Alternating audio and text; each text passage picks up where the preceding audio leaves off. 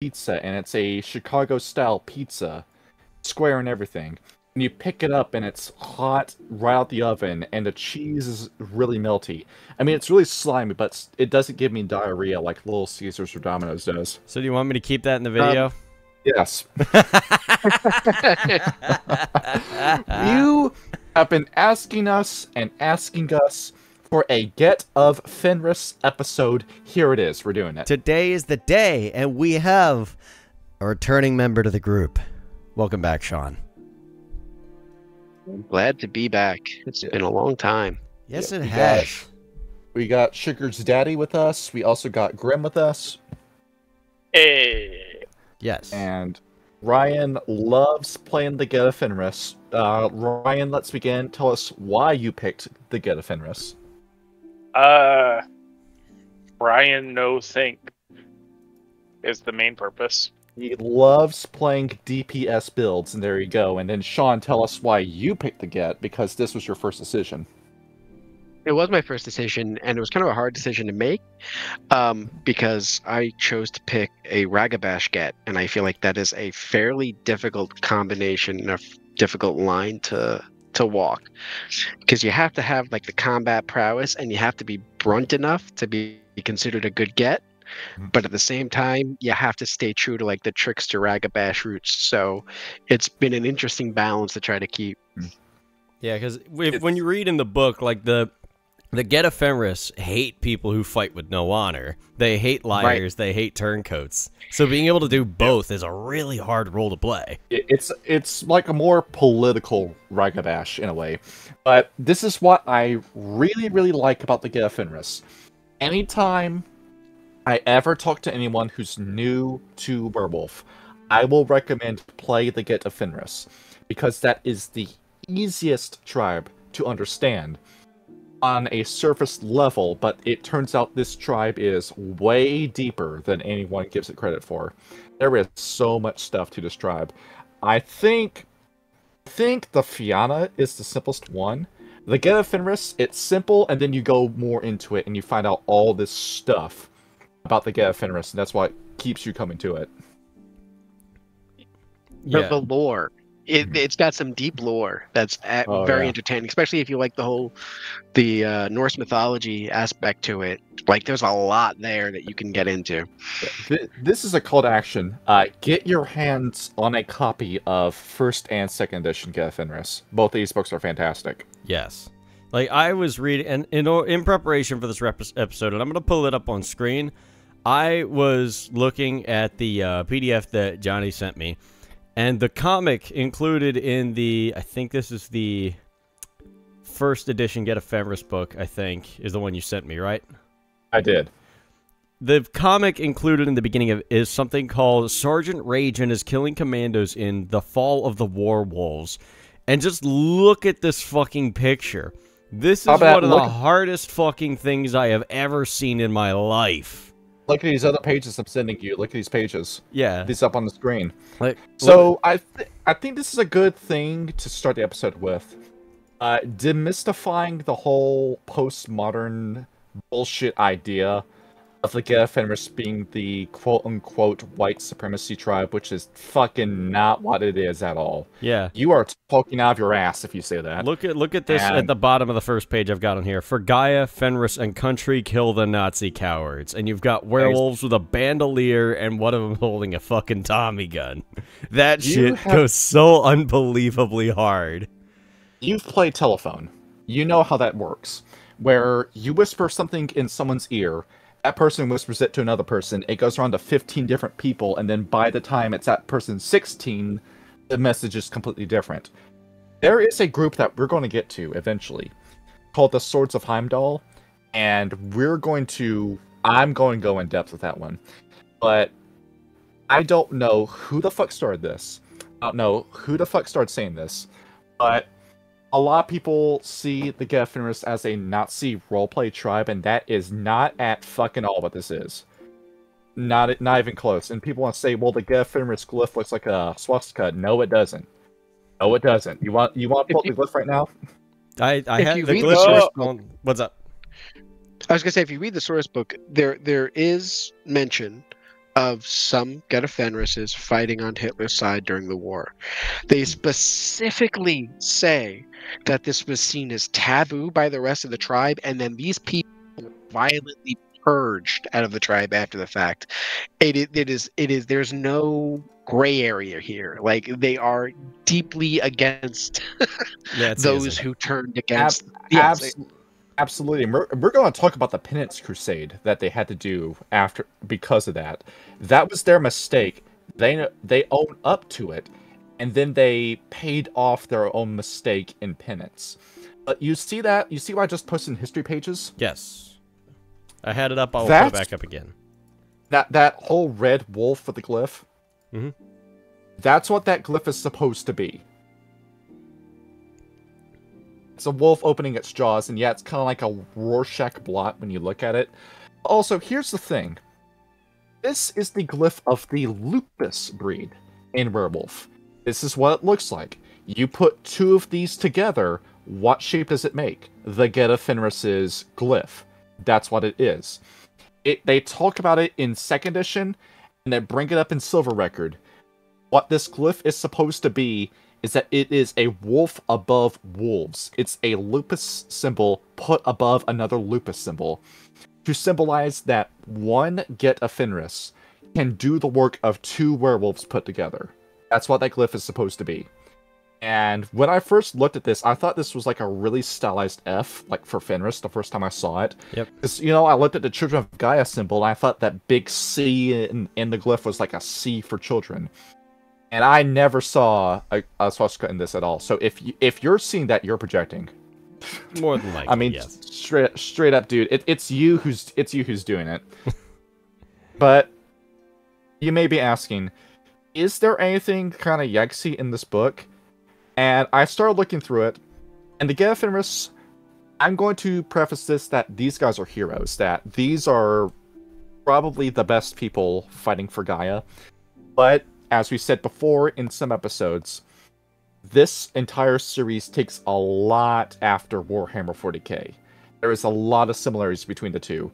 I am getting very strong Imperium of Mankind vibes from the werewolves, and the Get of Fenris feels like 3 different Space Marine chapters put together. We'll get into detail with that later. But well, there went Sean. Yep. He'll be back. It'll come back. Yeah, I'll come back in a minute. So there is one part of this book that I do think is a little inexcusable, and this is... Hey, Sean, you came back right for the right moment.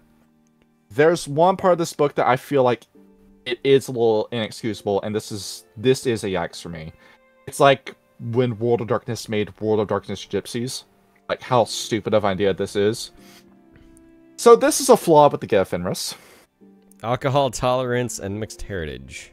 Read what mixed heritage does. Alright, 1 to 2 point social flaw. Get of obviously mixed heritage are scorned by others, they are less likely to be accepted, must work harder to gain renown at the storyteller's discretion, and are often treated as poorly as the Metis by the more militant members of the tribe. The Get suffers penalties on all social rolls with Get of Fenris, +1 difficulty with 1 point flaw, -1 dice with 2 point flaw. The flaw does not affect the pure breed background. Now keep in mind it said it doesn't affect pure breed. They're talking about interracial marriage here. Yeah, it is a little fucky. There is something to be said that there is a highly nationalistic quality to the Get of Fenris. Absolutely. Yes. They are very European. Very European. But here's the thing. Correct. Even though they are very European, there's this page. This is it from the same book. There are tons of people from all around the world that are members of the Get of Fenris. They have factions in the Middle East, in South America, and in Africa. Those countries aren't white. The majority race there isn't white. And you look at this, and may we compare them to the Silverfangs? The Silverfangs, who don't have a single person who is black in their tribe, and that's by intention. They have an Indian branch, but that's only because there was money and influence to be had in India. And same thing with the Uktena and the Wendigo. do the exact same thing, but it's a double standard. I mean, yeah. I mean, because of that one inclusion with the Swords of Heimdall, then they've gotten just smeared by everyone else who doesn't play the fucking game or read the books. And read the flaw, too. You can still be a member of the Get of Fenris if you're biracial. And this isn't a white supremacy thing. It's not even a race-exclusive thing at all. This is just a human nature thing. Behold, if you want the science, if you want the sociology, I got it right here. I'm throwing it up on history pages. There you go. And behold, that's just a overall bias. It doesn't matter what race you are. I mean, Yale University has done studies on this. You want to be around people that have your same skin color and your same gender and everything that's the same about you. You want to be around people that are the same as you. It's just a natural xenophobia that exists in all people. And you want to deny it. That's the politically correct thing to do, is deny that part of your brain that's just a little xenophobic, but we all have that in mind. And keep in mind, this was written in the 90s, where interracial marriage was pretty uncommon back then. Nowadays, I see IR couples all the time, and there's absolutely nothing wrong with that. It's a stable nuclear family. And once again, this is a product of its time, but this is nowhere to be found in 2nd edition. They leave this out.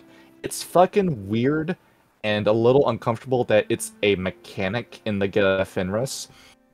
But, you know, it's the 90s. We didn't have the same kind of left as we did in the 90s as we do today. And this was left out of the book in future editions for good reason. So I can speak to that as I'm going to age myself, as someone who grew up in the 90s.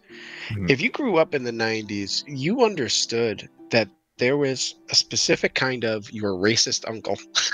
Yes. who wasn't actually racist, but they were highly nationalistic. And there was a bit of xenophobia that was attached to that. It was inescapable, but I think what they were trying to do is they were trying to kind of channel that into the game, where these are a nationalistic group of people. They don't necessarily like outsiders. They don't understand outsiders. It doesn't mean they're racist. It just means that they don't believe that they are. They don't believe that it should be something that they have anything to do with, or should have anything to do with them. Yeah. After all, these guys hate the Children of Gaia. So if anything reminds them of the Children of Gaia, it puts them off. Right. Now, meanwhile, your racist grandfather, your racist uncle, as you thought of it growing, as I remember, as a kid, I had one. Everyone had one. that one uncle. Right. That one uncle that no one that wasn't allowed to go to the family cookout. Yep. Right. But you all understood that they were brash and they were a product of their time, and that was it. And I'm pretty sure that's exactly why they left this in the 90s, because in the 2000s, your slightly racist uncle or aunt or whatever, they wound up becoming taboo, and you weren't even allowed to have one of those. Yeah, it's like we kind of shifted the goalpost where, you weren't allowed to be a product of your time anymore, and now you can't really say that you're a product of your time. Back then, it was common. Everyone kind of knew that, they were old timers. They kind of have old school views. They were the kind of people that did say, interracial marriages are taboo. They wouldn't even necessarily be against it, but they would think it was taboo. Yeah. Which in and of itself shows a bit of xenophobia. Yeah. And that is the culture with the Get of Fenris, is that these guys are nationalistic for the Geru nation. These guys take the war for Gaia deadly seriously. Yes. This is their lives. They fight for Gaia. That's it. That's what they base their identity around. You want respect within the Get of Fenris. You need to be a badass. You want to stay a member of the Get of Fenris. You need to be a badass. You want to get renown, you need to be more badass than the badass is. The better you are at war, the more respect you get. And if you do anything that isn't war, it's looked down upon. Rough time being a Galliard in this group, innit? Which is what I meant by these guys feel like 3 different Space Marine factions. They feel like the Space Wolves, where I think that's kind of obvious as to how they match, the Imperial Fist, and the Iron Hands. They feel like those three put together, but without the whole hatred for the human flesh bit that the Iron Hands have.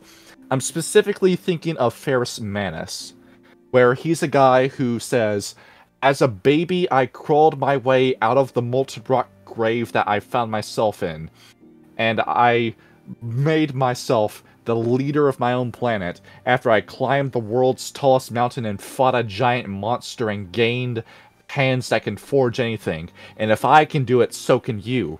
And if you don't live up to my standard, you're not good enough to be an Iron Hand." And that's the same kind of vibe that I'm getting from the Get of Fenris. If the leaders could do it, so can you. And if you can't, you're not Get of Fenris. Exactly. There's a lot of machismo that comes into this tribe. There's a lot of, you need to be the best fighters in the Garo Nation. That is who we are, and you're a disgrace if you aren't. So sack up and fight. Which is why these guys don't have that many good things to say about a lot of tribes too, because they see a lot of tribes as inferior to them. But remember the litany, where you respect those of a lower station. We're going to think you're shit, and we're going to talk shit about you behind your back, but we're never going to say that to your face because that's just rude. Yes. Alright, we can stop the Hollow Knight music. Let's go into history now. This is a big damn story. We got to get right into this. Yep. I'm going to keep the Sergeant Rage picture up for the title card up for the history. Alright, so the way this is framed in first edition is that it's a Guru boot camp where the leader is saying, "Alright, we got all this stuff, we got a lot of information, not much time to do it, let's go, and like he's just rushing them through the history. We begin in the distant past. And we have the strongest werewolf who will ever live, Fenrir. You remember Fenrir, right, from Norse mythology? Roughly, yes. Big damn wolf who ripped the hand off a Tyr. Tyr, yeah. Bit Tyr's hand off. Keep those names in mind. Tyr, Odin, and Thor come up in the story. And back then, he's very similar to the Emperor of Mankind from 40k, because he is the strongest werewolf to ever live, and the strongest werewolf who will ever live. There will never be a werewolf as powerful as Fenrir. And don't cry about that. You have his Incarna. You can summon Fenrir at any time, up until a certain date in history. So, behold, you have what is essentially the Sigma male of all werewolves that you can call on demand, and he will never die. Jesus, that's fucking busted powerful. You have Fenrir. His story starts at, I'm looking for a wife, and none of these women are good enough. I want a woman who's able to keep up with me. So he looks around, he meets a woman named Sigyn, which is Sigun, who was about to do the really stupid thing of marrying an ice giant. Now, giant, what is that in this context? The giants were the very, very, very early version of the Fomori. And I think it's self-explanatory what they looked like. They were big damn people that were fed off of worm powers that could destroy entire civilizations by themselves. But you may be wondering, why did the Defiler worms stop making them? First of all, technocracy, but second of all, the bigger you make your servant, the bigger of a target he is, and the less he's going to be able to manage his own body. Would you like to fight 1,000 mosquitoes at the same time? No. It sounds terrible. They're going to kill you. Like, if you have that video of the guy who swatted the hornet's nest, and then jump cuts like him, like dead from 25 different hornet stings. That's the same situation as to why the Defiler worms stopped making giants. Basically. We got really good at killing them. Back then, giants were pretty good. And Fenrir looks over at Sigyn and says, "You know you're about to marry a giant, right?" And she says, "Well, what do you mean?" And he says, "Well, this is what I mean." And he casts a gift. And then, behold, it turns out the giant was in disguise. I'm going to reveal just how nasty and disgusting you look. And then Fenrir, doing what Sigma men do, beat the shit out of his desired wife's suitor, and beat him so hard that Sigyn immediately fell in love with his power. But then Fenrir said, I saved you from this giant, but I don't know if you can keep up with me or not. Here's 3 trials for you to see if you can keep up with me. Fenrir gives Sigyn the 3 trials. She passes all of them with flying colors. And behold, the ideal wife has been discovered. Sigma no more. Alpha now. So, he has 2 kids, Skull and Hati. We remember who they are, right? Yep. The sun and moon, right? Yeah, Skull forever chases the sun, and Hati forever chases the moon. Does that mean that there are wolves in space literally doing this? Absolutely not. Yes, but no. But yes, but no. It's kind of weird. They end up creating... They're the sons of Fenrir. Fenrir has more kids down the road. Skull and Hati have kids. And then, behold, this is how this tribe starts. It's Fenrir's family. That's how it happens. And then, of course, when Fenrir dies, it's sad, but instead of Clytal Puck, who reincarnates, watch our Stargazer episode if you want to know about him. Yes. Fenrir just says, I'm going to rip myself out of the Umbra and summon myself as an Arcana spirit. And then, behold, Wolf refuses to stay dead. Wolf literally too angry to die. He's like Grandfather Thunder in a lot of ways, but in a fight between Fenrir and Grandfather Thunder would absolutely lose. Well, Fenrir's supposed to be the strongest werewolf that ever lived. And it will ever live. You will never get a guy as strong as Fenrir. And, of course, Fenrir wants all of his kids, all of his grandkids to follow his example. He's like your hard-ass grandfather, where nothing you do is ever good enough. If you come home and you say, hey, I got a B in math, he's going to say you can do better. If you got a position in a football team, but it's not the quarterback or receiver, you can do better. If you discovered a cure for a disease, you can do better. You can always do better. Nothing is ever good enough for Fenrir. You can always improve. Which is kind of like a good thing and a bad thing to tell people. Yeah. Certainly, you know, it's like the movie Whiplash, if you ever seen that. Absolutely, like J.K. Simmons' character. Yeah, Fletcher. It's like there are no 2 words more harmful in the English language than good job. Mm-hmm. Take a drink. And, Kyle, you love Changeling. You love Changeling. Changelings are in this book. I do. We have a dwarf. That's right, hello, dwarves. Brian, you're excited about this, right, dwarves?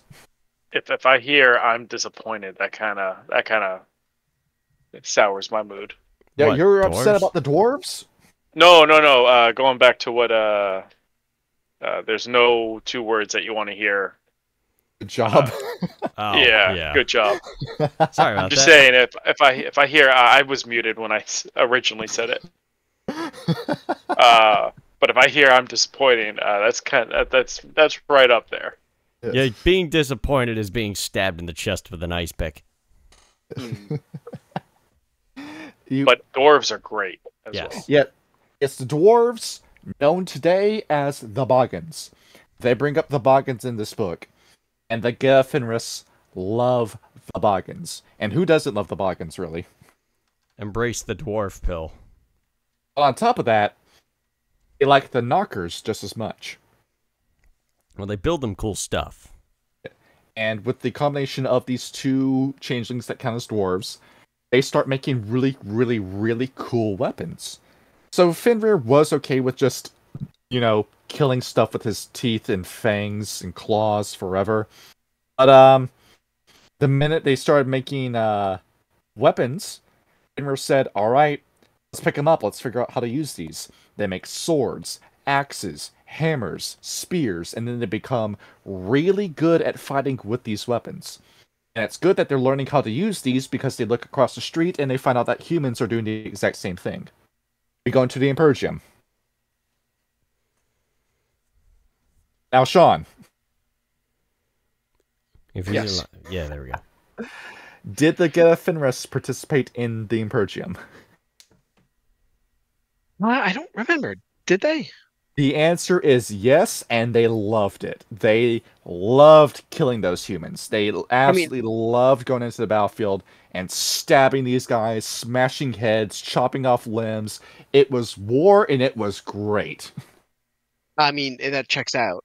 I mean, Do I need to post the picture of the fish screaming war again? Yeah, I guess there's one other Space Marine chapter they feel a lot like. The World Eaters. The Forces of Corn. Abandon reason. No only war.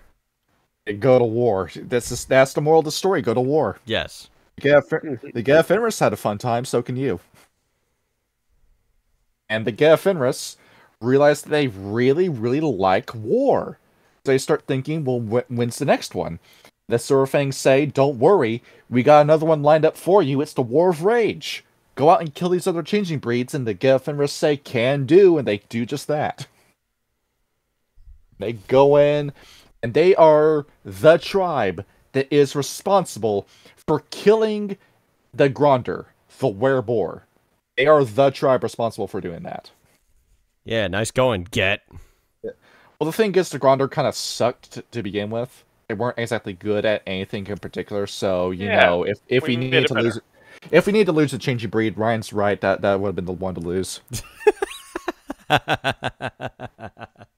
They do look at the War of Rage today as a mistake because they realize, hey, the girl had some pretty cool stuff, and maybe we should have tried to be friends with the girl just because, you know, we wanted to, you know, hold a knife to their throat and say, please revive my dead cousin. Revive my dead cousin, or this knife is going in your throat. That is no way to treat your Chanter friends. I'm gonna tell you that right now. Well, the bears are Mama's boys. They ask Gaia for everything, and she gives it to them, does she not? Yeah. Well, as we know, Gaia isn't exactly a genius. That's because we're her favorite. The wolves are the favorite. Exactly. You watched the Surfangs episode, you know. Mother Gaia loves all her children, but we're her favorites. Yes. Going down the line, the Get of Fenris realize they fucking love war, and they go on as many of them as possible. And behold, you have the Viking Age. The Viking Age. Everybody loves the Viking Age. What's your favorite Viking story? The Last Kingdom. Ryan, how about you? Of the Viking Age, I'm pretty. I enjoyed Vinland Saga. All right, Sean, what about you? I'm also a big Vinland Saga fan, I gotta say. Are we talking about just stories in general, or are we talking about like actual historical? Like just stories in general. Okay. Yeah, I know nothing about historical. Pretty amazing. And that's the second one of the story. Go watch Vinland Saga. Absolutely. Right. And as you know, the Get of Fenris fought just about everyone. They say, look at that town. We're going to go in, we're going to sense the worm. If we sense a worm, that town burns. Everything in it burns. We kill the men, we take the women and children, we take the animals, we take the crops that are ready for harvest, and if they're not ready to harvest, we'll just burn it. And then just continue to do that forever, and they love it. They love pillaging, they love war. I love destroying other people's culture. In the words of Joe Rogan, this is a group of people that is obsessed with combat. Yes. You continue, war goes on for years, and behold, Fianna history. What were the Fianna doing at this time? Oh, I don't know, getting killed by the Fomori? Yeah, there seem to be a lot of them. So, the Get of Fenris see this, and ask, what the hell are you doing? Why are you struggling against these guys? These guys are a fifth of the size of the giants that we're fighting by ourselves and killing. They go over to help the Fianna, and it turns out, oh, the White Howlers got to them before they did. Cool, thank you, White Howlers, for the kill steal. Yep. Those are our friends. Yeah, we could have done this ourselves. And they just leave the Irish Isles. They say, fuck it, there's nothing for us here. The Fianna suck, the White Howlers suck, we're just going to move on with our lives. And what do they do after this? They build Heimhalla, the White Halls, the greatest cairn to ever live. And it lasted a year. Okay. How'd that go? Because of one Odin the Vampire. What? Like, honest to God, Odin. Yes, Odin.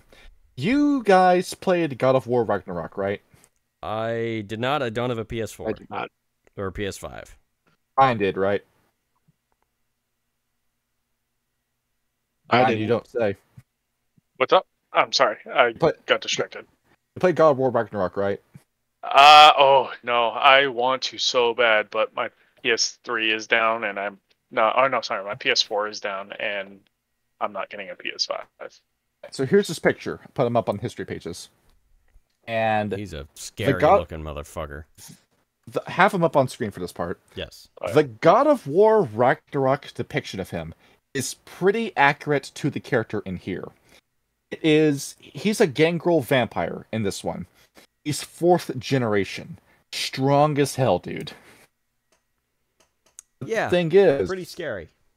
the reason why Odin got so powerful is that he started learning magic. That's what he is. He's a sorcerer gangrel. And you know just how deadly mages can get. You're looking at Freya Sanders in our live play. That's only a mage at Arret 3 with time. This guy was at Arret 5, like 5 spheres in different groups of magic. And this guy, I'm pretty sure he would be a Verbena or a Marauder when it comes to magic. But he starts building an empire of his own, using the same tactics as the Get of Fenris. But he's not of the worm. He's by himself, and he wants to rule everything. And how he starts this is that he declares war on the Get of Fenris by attacking and destroying Heimhala. That's how he starts it. And I imagine the Get were upset that he kicked the hornet's nest. Absolutely, which kicked off the massive, millennia-spanning war between the Get of Fenris and Odin. And Odin, of course, called his own vampiric brood the Aesir, which, of course, kind of like translates to gods. It's not like a clean translation, but that's what it is. But with powers like Odin, I guess you kind of are as close as you're going to get, besides the antediluvians. But the thing is, there was a third party in this war, of the Defiler Worm, who decided that she wanted a piece of the war.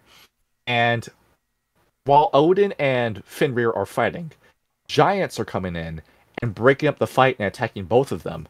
So it's this three-way brawl between these three armies that goes on for thousands of years, and it's great. And they love it because we finally have an enemy that can keep up with us. And we're so happy that these giants are also coming in, causing chaos. This is really putting us to the test. This is awesome. We gotta keep this fight going. And around this time, you have a werewolf called Garm, who may as well have been a Red Talon, given how incredibly violent Garm was. Yes. Keep in mind, he lived during this time, and he became a spirit because of how well he fought during the wars. You can call upon Garm for help, but get away from him the minute you summon him, because more than likely Garm will attack you, because all he wants to do is frenzy and go berserk. So we've basically lost to the beast at this point. Now, there's one more thing.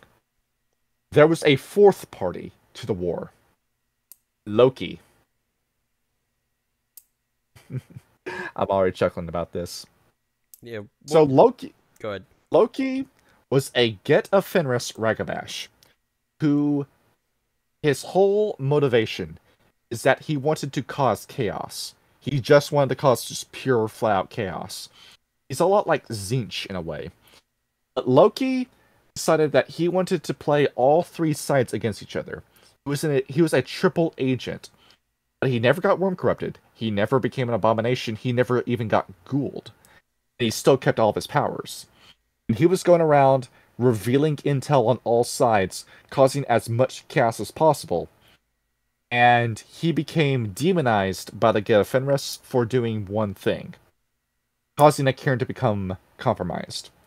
The reason Heimdall fell is because Loki came in and corrupted the two leaders of Heimdall. If I'm pronouncing their names right, it is Freki and Gary. Spelled Freke and Gere. That's how you spell their names. And he knew that under their leadership, the war was going to be easy peasy lemon squeezy for the Get of Fenris. So he immediately reveals their location to Odin. Odin just teleports right in and immediately uses animalism on both Freki and Gary, and then ghouls them and brings them over to their side. They become ghoulish wolves, or if I'm looking at the text right, possibly vampiric wolves. By the way, they fall, and that's what caused Heimdall to collapse. And they never caught Loki. He's still out there. He's still causing chaos out there in the universe. For fun, obviously. But the thing is, you might think he's a villain. No. I was wanting to save this bombshell for the Nuisha episode.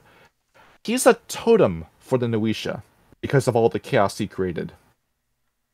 Wait, is Denoisha? The Were-Coyote, yes. Really? Yes. Loki is directly venerating the wild by doing what he's doing. There's actually a gift that involves Loki. Well, Exactly from that. from a sheerly mythological standpoint, it makes total sense. Loki kind of embodies the spirit of the coyote. He kind of does. It was weird to me when I was looking at the Nuisha, wondering why is a Norse giant a totem for them? But as it turns out, no, he was Get of Fenris, and he just went out to cause chaos. I'll keep Loki's name in mind for a later segment we're going to do. Fun. Freki and Gary have both been corrupted. They're now working for Odin. But on top of that, two ravens can be found on his shoulder. You see it in the picture. Yes. That is Hunin and Munin. Thorax. A couple of folks with loose lips. I'll keep this in mind. These two are going to be instrumental in taking down Odin. Odin thinks they're under his control. He thinks he controls Hunin and Munin, but they're both working for the Thorax, a fifth agent in this war. Jesus. This is complete chaos by this point, isn't it? Yes, it really is. But that was the goal, from what I've heard.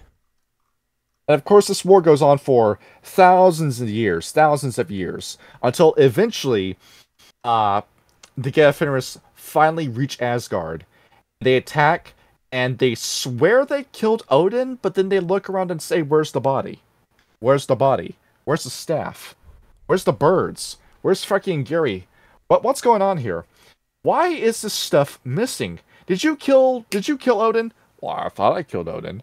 Well, you can't just think. You gotta know this thing. They can't confirm the kill once they finally attack Odin's haven. Well, I mean, he's Odin and he's a gangrel. More than likely, he turned to dust. And here's the funny thing. You remember Thor? You remember I mentioned Thor? Yes. It was a troll. Another gangrel. No, not gangrel. Another changeling. Really?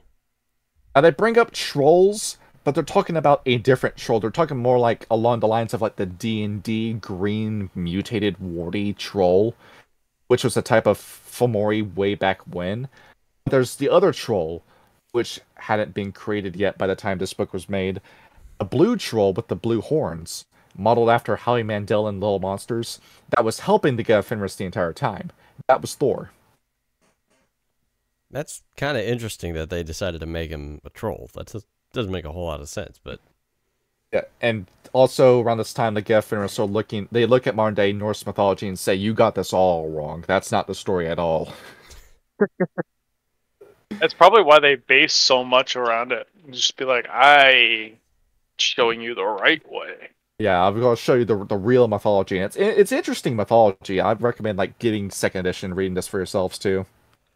It's interesting too because it's the idea of what if Fenrir was the protagonist of the whole damn thing? Exactly. It's kind of the rewriting of Norse mythology. It's from the perspective of the wolf, and I mean, it it makes total sense. And it's fantastic. Let's get a princess, knight, and dragon story from the dragon's perspective. Right. Exactly. Exactly that. Now, here's the thing. They never confirmed the kill on Odin. He comes back as Wotan, Wotan, and the Get of Fenris have a few conspiracies about this guy. Was this Odin? Because now he's sideways stepping into the Umbra, and he's got worm powers now. And they begin to wonder, is this the same Odin? Or is this a different vampire, or Fomori, masquerading as Odin, using his same Arbian influence? Because he's now working with the giants and Fomori instead of against them. So more than likely, this is a separate character using Odin's identity. Still a gangrel, though? Yeah, he looks like the guy, but he probably isn't. It's really odd. And also, Freki and Gary report to him. They're still alive because by this point they've been ghouled. They've been like drinking vampire blood to live forever. That sounds like it would come back to haunt them. Yeah, massive corruption issue. Yes. Around this time, they're about to go fight Wotan. They're about to say, this guy's back. We're going to get him. We're going to kick his ass this time. We're going to do it twice as hard. We're going to make sure he dies this time. But they can't do it because the Roman Empire shows up. Yeah, it's not good. Our old friends, the Roman Empire. And they fucking hate the Glasswalkers or the Roman Empire. Because they said there were Glasswalkers in the Roman Senate during the time of the Roman Empire. They said, modern day, like, even if the Glasswalkers weren't technophiles worshipping the Weaver, they would still hate them just for doing that. They hold a grudge, don't they? They also blamed the Silverfangs. But the Silverfangs got bitten in the ass for doing this because they all died. That the house that was the Silverfang house that was working with the Roman Empire died, so they said, you got yours. So yep. we're not going to hold a grudge against you because you actually severed from that devil deal. And of course, you know how this works out. All the tribes who want to kill the Roman Empire. You got the Vandals, you got the Visigoths, you got the Scythians. You got all these other groups, the Gauls. And the Get of Fenris realize that if they're going to fight the Roman Empire, this big damn wormish army to the south, they need to expand. So they go to France, they go to Spain, they go to Germany, they go to Prussia, they go to Bohemia, they go to Rus, they go to the Slavic countries, they branch out Scandinavia, they go to the British Isles. They start going everywhere. And by the time that they are fighting the Roman Empire head-to-head, face-to-face, even footing, they are everywhere in Europe. Not a single country or territory doesn't have a Get of Fenris in it. They are the most numerous tribe during this time. They said, damn, we got to start pillaging some stuff. And every single tribe around this time, like down to the Visigoths to the Huns, there is a Get of Fenris in that tribe. Here's the thing. They bring a whole bunch of people with them, and they're going in, sacking Rome, raiding Rome, but it's not quite enough because it turns out Rome has hands. They have Ventru. The Ventru put 5 points into Fortitude. You can't kill these guys in one punch. So behold, the Get of Fenris have found an opponent even more impressive than Wotan. So they say, Wotan, you stay right there. We're going to get back to you in a minute. We're going to put some guys coming after your Roman forces. We need to focus on the Roman Empire. So they start another war with the Roman Empire. And they also mentioned in first edition that this is when they invented a new kind of rite of passage. Back then, with werewolves, the rite of passage, that was one wolf at a time that would do that. They realized that in order to speed this up, in order to get guys ranked up, you needed to have multiple werewolves take the rite of passage at the same time. They bring up a guy, Publius Quintilius Verus, which they say is a pompous, snotty name, and it was a pompous, snotty person to go along with it, who was killed by 7 cubs. He got a rank up because they killed the general. That's funny. That's what it is. You send your kids to fight the Roman generals. Hey, it worked. They think even harder. They think, what's that ocean behind Rome? It's the Mediterranean. We need to cross that. They cross the Mediterranean. They go to Africa, and they meet with, guess what tribe? The Red Talons? Silent Shredders. Oh, yeah, that's right. And they say to the Silent Shredders, can we set up a cairn here? And the Silent Shredders say, we don't know who you are. Can we trust you with this? And the Get of Fenris say, sure you can. And the Silent Shredders say, well, we got this space in what's going to be Algeria in the future. You can have that. And the Get of Fenris set up a base. Now they're moon bridging people from Scandinavia to North Africa, so they can sail across the ocean and then fight the Roman Empire's navy. And now we got werewolf pirates. Inviting the Get to live in your land is a huge mistake. Yeah, you don't fucking say. You got 2 different fronts attacking the Roman Empire, but it's still not enough to put them down. Eventually, they do put enough pressure on them where Rome collapses, only to immediately bounce back as the Holy Roman Empire. It's actually Germany, but don't worry about it. Yeah. This goes on for years and years, and what happens around this time? The White Howlers get fucked. Yeah, it was a sad day. You see the White Howlers getting their asses beat by the forces of the Fomori, and they say, oh, these fucking guys again. Seriously, we gotta come in and bail you out. Alright, let's go ahead and do it. And they go over to the British Isles, and they fight a 3rd war. And they're going in, trying to save the White Howlers by kicking them out of their homes, forcing them to move in with the Fianna, causing a refugee crisis. And when the White Howlers say, oh, mate, can we have our home back? The Get of Fenris say, oh, you can fuck right off with that. No, you weren't good enough to keep this cairn the first time, it's ours now. And the Get of Fenris realize, hey, that's a pretty good idea. If they're not good enough to keep the cairn, we're gonna keep it for ourselves and refuse to give it back. That starts a really bad habit with the Get of Fenris. Yeah, a little bit. That's what I'm saying. They start occupying these territories, and of course, as you know, the White Howlers get isolated, surrounded by the Roman Empire, and then they're forced into going into Malpheus for their last-ditch effort, and then become the Black Sparrow Dancers. So whose fucking fault was that? Well, it's the White Howlers' own damn fault for not being strong enough to fight the Fomori. Don't take their fucking side. There's also a small story in here about Vortigern and Vortimer. Vortigern was the father of one Vortimer, whereas they were fighting 3 different wars. Vortimer decided that he hated his father and challenged him for his rulership and killed him, resulting in a small civil war happening within the Get of Fenris, until the Roman Empire came back with Ambrosius Aurelius, who kicked a whole bunch of Get of Fenris asses and killed a whole bunch of them, and then they realized, hey, this is stupid. We need to go back to fighting Rome. So they pull out of the British Isles and just say the Fianna can deal with their own shit by themselves, we don't care anymore, and they go back to fighting Rome. They're just kind of all over the place. They have so much ADD in that tribe. You see why the Get of Fenris didn't get screwed over. It's because they didn't wait for the Silverfangs to tell them what to do.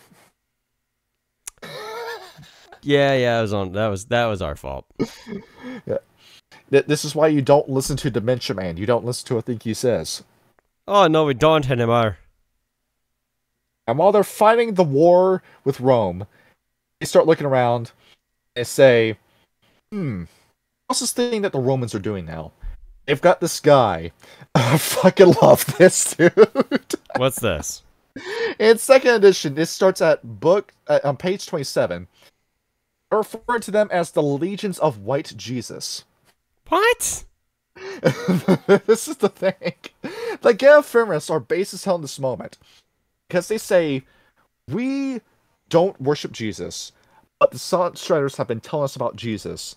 And this is a guy who came from a place of people that had skin of burnished bronze and hair of wool, who had this height and this eye shape and talked like this, and you're saying you believe me, he looks like that? And they point like the whole romantic paintings of Jesus where he's extremely Germanic, extremely white with wavy brown hair and the goatee and the white robe, and he's got the Sacred Heart, and they say that's not Jesus.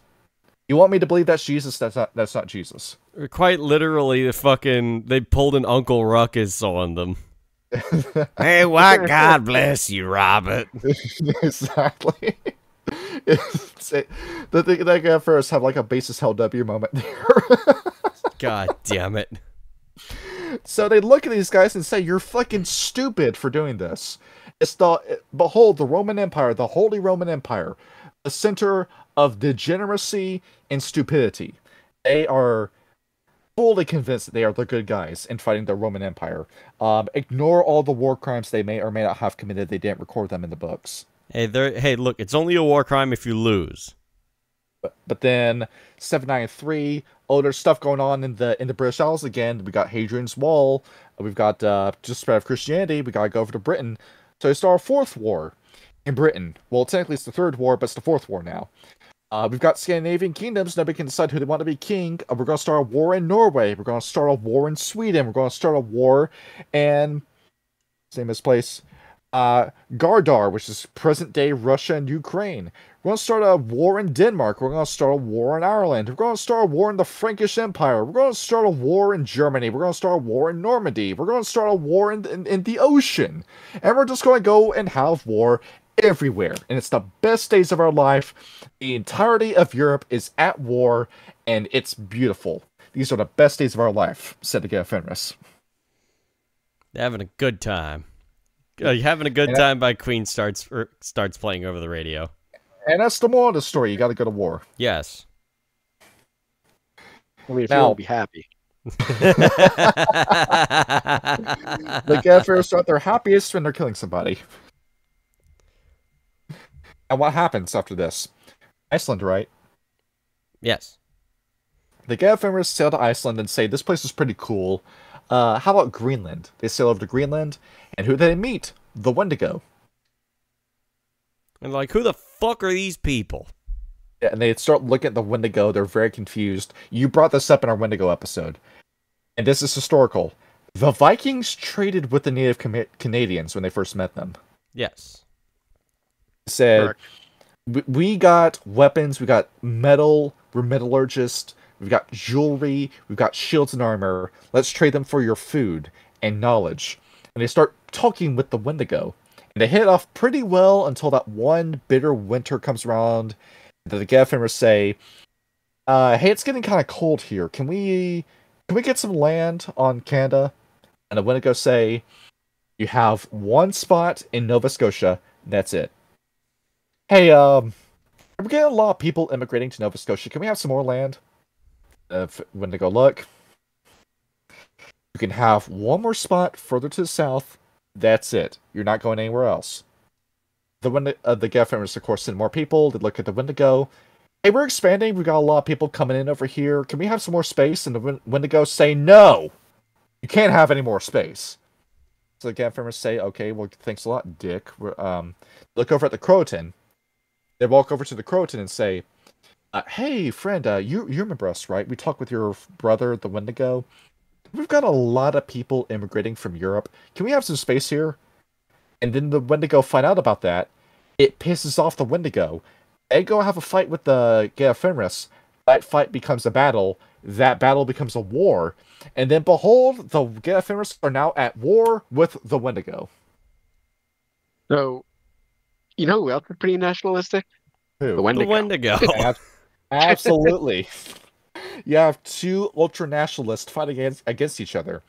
And as we said in our Wendigo Did episode... we skip over one part, though? Because we didn't get into the whole Beowulf and where the name Get of Fenris came from. Oh, sure, I can bring that up in a minute, but let me finish the story. Yep.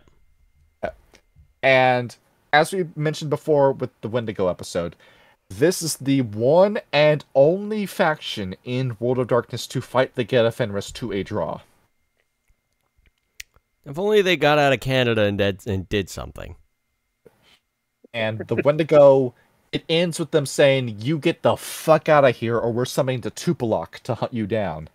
And the Get of Fenris, most of them leave, but a few stay behind and say, "Hey man, I realized what we did. We're really sorry about that. Can we still live here?"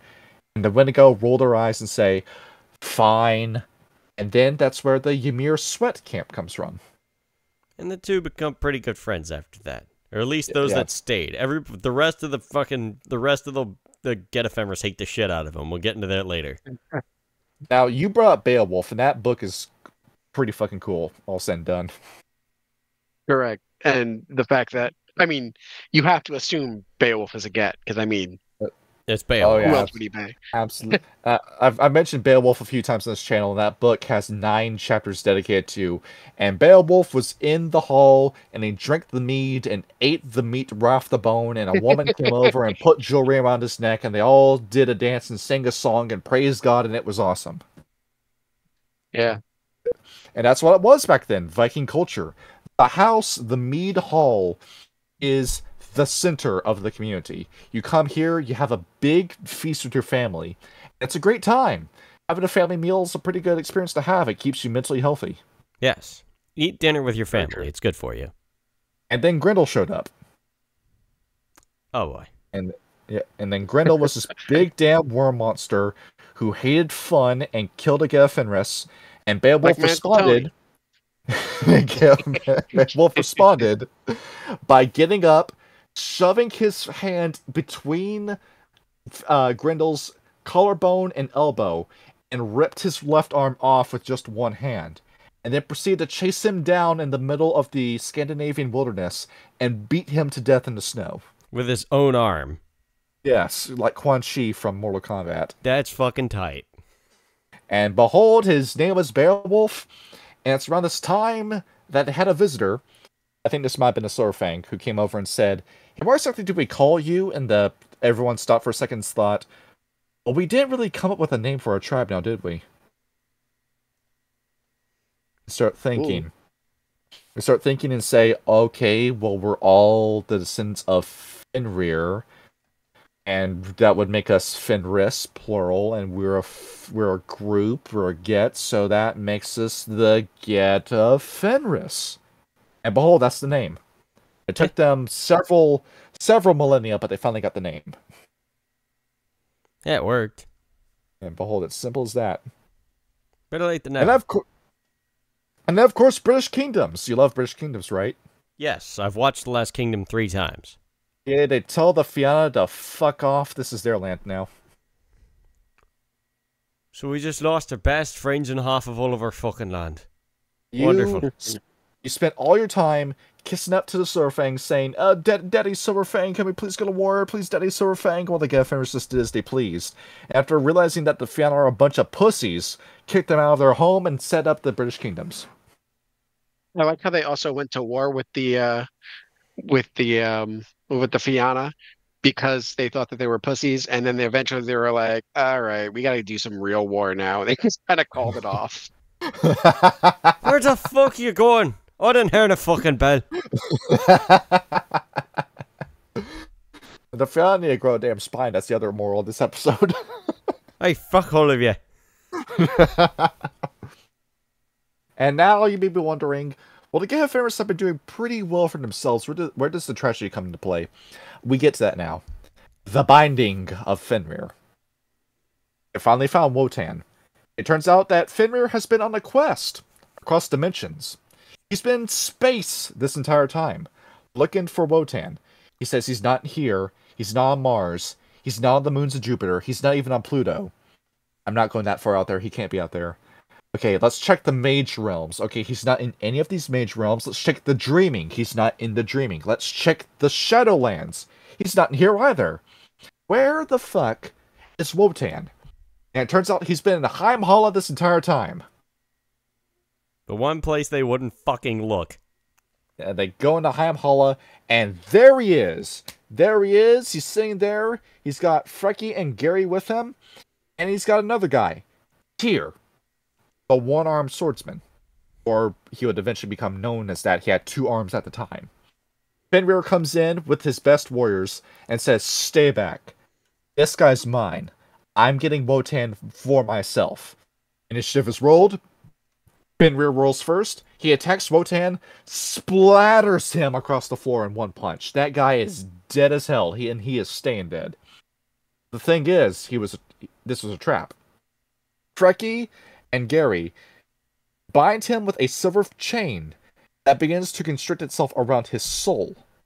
And Fenrir realizes what it's doing. It's going to drag him into the Umbra, and it's going to keep him there permanently. And there's nothing he can do to remove the chain, because the deactivation for the chain, only Wotan's voice could deactivate it. So behold. Isn't there a gift that lets you imitate someone's voice? There is, but I think it needs to be like the guy. Oh, okay. Yeah, same thing with like a code phrase too. So, piss as hell. He splatters Trekkie and Gary across the floor, something he should have done years ago. Then turns and looks at Fenrir, bites down on, I believe it is his right arm, and rips it off. And then Tyr immediately surrenders after that happens. He says, "No, please don't kill me, please don't kill me, please don't kill me." Fenrir says, "Give me a good reason to." And Tyr says, "Well, I'm sorry, I was lied to. This guy was using mind control powers on me to make me do his bidding." He, of course, interrogates Tyr. It turns out Tyr's telling the truth. He was being controlled. But it's also his own damn fault for being controlled. So they say, "We're going to keep you alive. And we're going to make you a martyr. We're going to make a camp called the Hand of Tyr to remind people about you being a pussy. And you will be known as the coward of the Get of Fenris forever. That will be your legacy." And then Fenrir is dragged into the Umbra, where he can still move around, but he can't enter the near Umbra. He can only go through the middle and the deep dark Umbra. That's the only places you can find him. You can summon him for like a second for a favor, but that's it. But don't cry too badly. It is prophesied that Wotan will eventually reappear for the final battle of the apocalypse. And when that happens, Fenrir knows from studying the chains around him, that chain is going to break when the apocalypse happens. And then he can come back onto the battlefield and fight the worm. So there's hope. That will be the battle that decides the fate of Mother Gaia and everything on it. The third moral, keep Fenrir alive. Yes. Next Getting up, very moral in this episode, aren't we? You can even try to free him. Yeah. Just saying. Well, they realized, it's like Fenrir realized, they said, "Oh, it's pointless. This is worm. This is like dark sorcery magic. This is like Prime 5 magic. I can't do anything about this." None of us are smart enough to do it. And of course, they burnt down every bridge they had with the archmages because the Verbena don't talk to them anymore. Probably kept them around. You want to learn about the Verbena? We're not going to talk about them until we do a Verbena episode. Stay tuned, fellas. To America! Let's go back to America. Alright, so they come back to America. They say, "Oh, we're going over to America. Well, what's there to do in America? We've already been there, and the Wendigo and the Croatan don't like us." And the Shadow Lords say, "We need you over here. We got an issue. We got a big damn issue. It's called the Eater of Souls." The Get of Fenris say no more. Say no more, but hand over. Hey, there's something for you to fight over here. I'll be there in a sec. Now, keep in mind, these guys have been living in the British Empire for a while. So they get over to America, and they see George Washington and Alexander Hamilton fighting as rebels, and they say, "This is stupid. You think you can form a country without a monarchy? That's the dumbest shit I've ever heard of in my life." But then look at what the British Empire is doing and saying, "Okay, burning people to death within churches, we're not okay with that. Well, who do we fight? Both. Both is good." And so they completely forget why they came over there and instead participate in the Revolutionary War on both sides. That sounds about right. And then the Croatan do the sacrifice, and they say, "Hold on a minute, what were we here for again?" "Oh, shit, Eater of Souls. Oh, we missed it. We were too busy playing with the colonists." Aww. Don't worry, you'll get another war in another 100 years.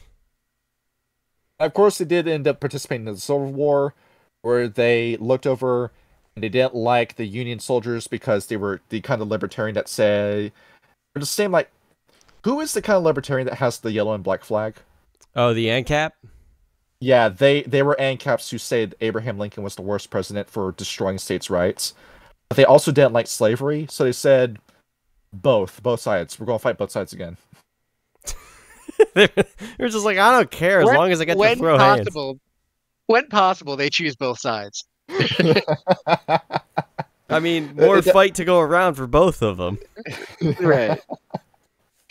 They say, yeah, we listened to General Lee, and we thought General Lee's full of shit. I mean, like, what does a human know? The humans don't know anything. Wolves are the guys who know how to do war. It's around this time that a camp forms. The Swords of Heimdall. Who are wolf supremacists at this time. Not race supremacists. Wolf supremacists. They take what was said about General Lee a little too seriously and may believe that humanity is fucking stupid. That they're nothing more than sheep people that need to be herded by the wolves. They say, the sheep live their entire lives in fear of being devoured by wolves, only to be devoured by the shepherd. And then they sip their tea after saying that. And yeah, there is a bit of wisdom in that statement, but the Swords of Heimdall take it way too seriously. And then behold, cowboy time. It's time to go to the west. Of course, to Get of Fenris, kill everybody. It's like, we don't care who we're fighting anymore. We're just mercs. We're just mercenaries now. But we're seeing the Eater of Souls, his successor, the Storm Eater, is going around causing chaos. By this time, we're so consumed by bloodlust that we no longer care who we're fighting. We're just going to fight everybody, including the Garo Nation, leading to them invading the set of bygone visions owned by the Black Furies, which was a big fucking mistake because that is the first loss in Get of Fenris history. Oh, boy. How'd that go? The Black Furies don't fuck around. What they did is that they shut off the moon bridge while the Get of Fenris were invading, getting some guys stuck in the moon bridge only to fall out of the sky to their deaths. And then the ones that were in the Sept of Bygone Vision were massacred. Yeah, that cake don't bake. After getting their asses handed to them by the Black Furies, they end up forming a new respect for the Black Furies, saying this is the one and only tribe that's able to keep up with us. But they begin to realize, hey, we're beginning to burn down a lot of bridges by taking over cairns like this. Hey, don't fucking say. What happens next? World War One. Then that same story, it's that they look over and say, this entire war started because of Franz Ferdinand. Are you serious? And you guys got involved because of all this? Let's fight for the Allied powers. But they have the French. Oh, ew, the French, ew. Let's fight for the Central powers. Another mustard gassing. Oh, okay. Who do we fight? Both? Both. Both. Both. Both. Both is good. Both is good. Yeah. It's literally the why not both meme just all day long. Yeah, it's this one of from Road to El Dorado, if I can find it. Yeah, so the whole meme of who to go fight. I know I have it saved in here. There we go. It's this one right here. I'll pull it up on the screen. Whenever the Get of Fenris hear about a war, they just turn into what are the names of the guys? I forget. Something in Miguel. Oh yeah. I don't remember his name. I don't know. But yeah, that's what they do. And if that's the case, I'm pulling back up Sergeant Rage and the Killing Commandos. Yeah, because we're now in that point where the story happens. They will fight for both sides until Nazis get involved. One man with a Charlie Chaplin mustache decides that he wants to control the world, and that man, we all know what his name is, and he starts talking about the master race and blonde hair, blue eyes, and he starts copying a whole bunch of Norse symbols, not knowing what the fuck those symbols actually mean. He just thinks they look cool. He was the biggest fucking LARPer in the world, dude. Yeah, he was, and he got millions of people killed. The only thing we know about the Aryans is that they had a caste system so severe that you could never promote, and you would get treated like complete shit if you weren't the top caste. Well, yeah. It's racial fascism. That's all we know. That's all we know about the Aryans. But Swords of Heimdall, look at this. and become completely entranced by the words of the Nazis. And they become human race supremacists instead of wolf supremacists, and begin fighting for the Axis powers and completely lose their fucking minds. Yes. If you Get of want, we Fenris- can scroll through the Sergeant Rage comic just to remind you all what they're fucking doing.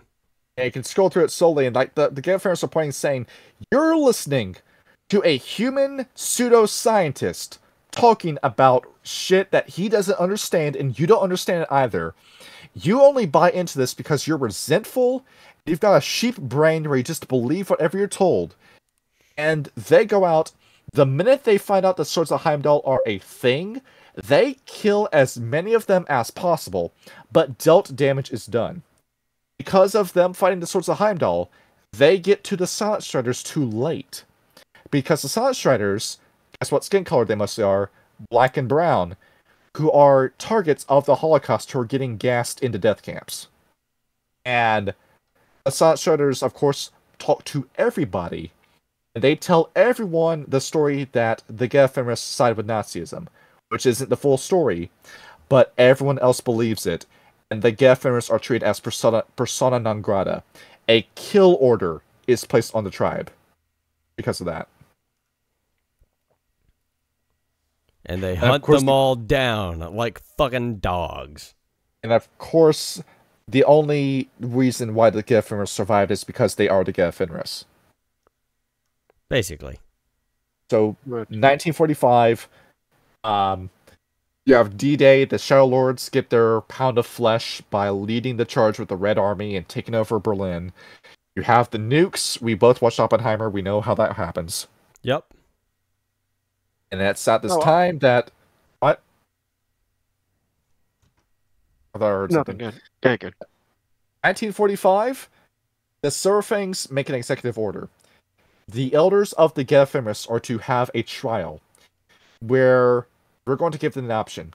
You either surrender and we execute you peacefully, or we hunt every member of your tribe down like dogs.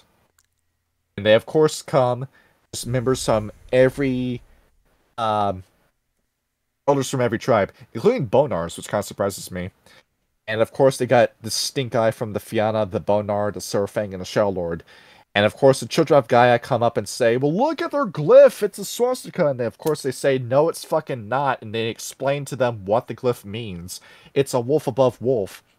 And then the children of Gaia say, "Well, that only proves that you're supremacist." And the Get of Fenris say, "Well, look, here's what we're going to do. One Gordon Kent, a British member of the Get of Fenris, steps up and says, 'To prove our innocence, I am going to take my pack and any volunteers with me, and we are going to hunt down every single member of the Swords of Heimdall and kill them to clear our names.' The Surfangs approve the mission, and it takes them 15 years. It's 1961, where they finally find the last member of the Swords of Heimdall and kill them. But they got them all. Might be a couple in South America, but you know. But here's an issue. There are a few young members of the Get of Fenris who lose the plot and end up buying into it. You can take Nazism out of the Get of Fenris, but you can't take the Get of Fenris out of the Nazis, if that makes any sense. A few of them take the whole supremacy, strength, nationalism, and take it a little too seriously, and end up getting it tied up with neo-Nazis. I mean, we have a Get of Fenris in the official Rage Across New York book, who is a skinhead. But he's an ostracized member of the tribe, who it's very clearly stated that he's not, like, in line with the Get of Fenris values. That's, you know, we could probably just kill him. That happens from time to time. But it's also because the other tribes don't ever live this down. They keep accusing the Get of Fenris of this. And it gets to the point where some young members of the Get of Fenris say, "If you want me to be a monster so bad, fine, I'll be the monster. You need people like me. You need people to point at and say, that's the bad guy."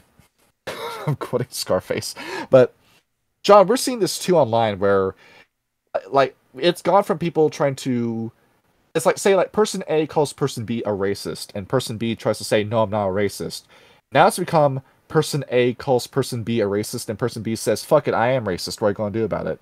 That's right. Because it removes any kind of recourse other than to be like, oh, well, if I'm going to be a racist regardless of what I say, then fuck it. Yeah, I am. Yeah, Like it's then I'm going to just embrace it, because if you're going to see I am going to be regardless, then there's really no negative cost for me to become one. Yeah, they've really sort of bastardized like a lot of old buzzwords, you know, Nazism, racist, misogynist, homophobe. They've done that all across the board to the point in which it no longer matters, and that's a really dangerous place for it to be. Because then it's put in the book in a pretty smart way, because it shows us how the Children of Gaia, even though they're smart, they're fucking stupid when it comes to some stuff, and they got rid of the meaning of some words where context is fucking important here. But because of the actions of the other members of the Garo Nation, specifically the Children of Gaia, because they are the ones that just will not live this down, it has perverted the sentiment of the entire tribe. It has led to them becoming the demons that people want to see them as. I like it or not, Ryan, you had something to I say? need to get. There's also something to be said about the whole the old line, you stare into the abyss and the abyss might stare back into you. Mhm. Becoming a zealot anti anything, you might turn around and find yourself you are what you're fighting against. And I think that happens more often than people like to admit. And I think that might be applicable to these specific Get that found what they were looking for in the exact wrong way. Exactly. uh, and looking at this, there is one other thing that the Get of Fenris are fucking base as hell for. What's that? You remember the 7th generation, Kyle? The roughly I do. The pedophilic cult of the worm started by Charles Manson? Oh story? yeah, that. Who buy kids from the Setites? Yeah. The Get of Fenris are the reason why we don't have a 7th generation anymore. Good. And we'll talk that about the the tribe that likely did it later on.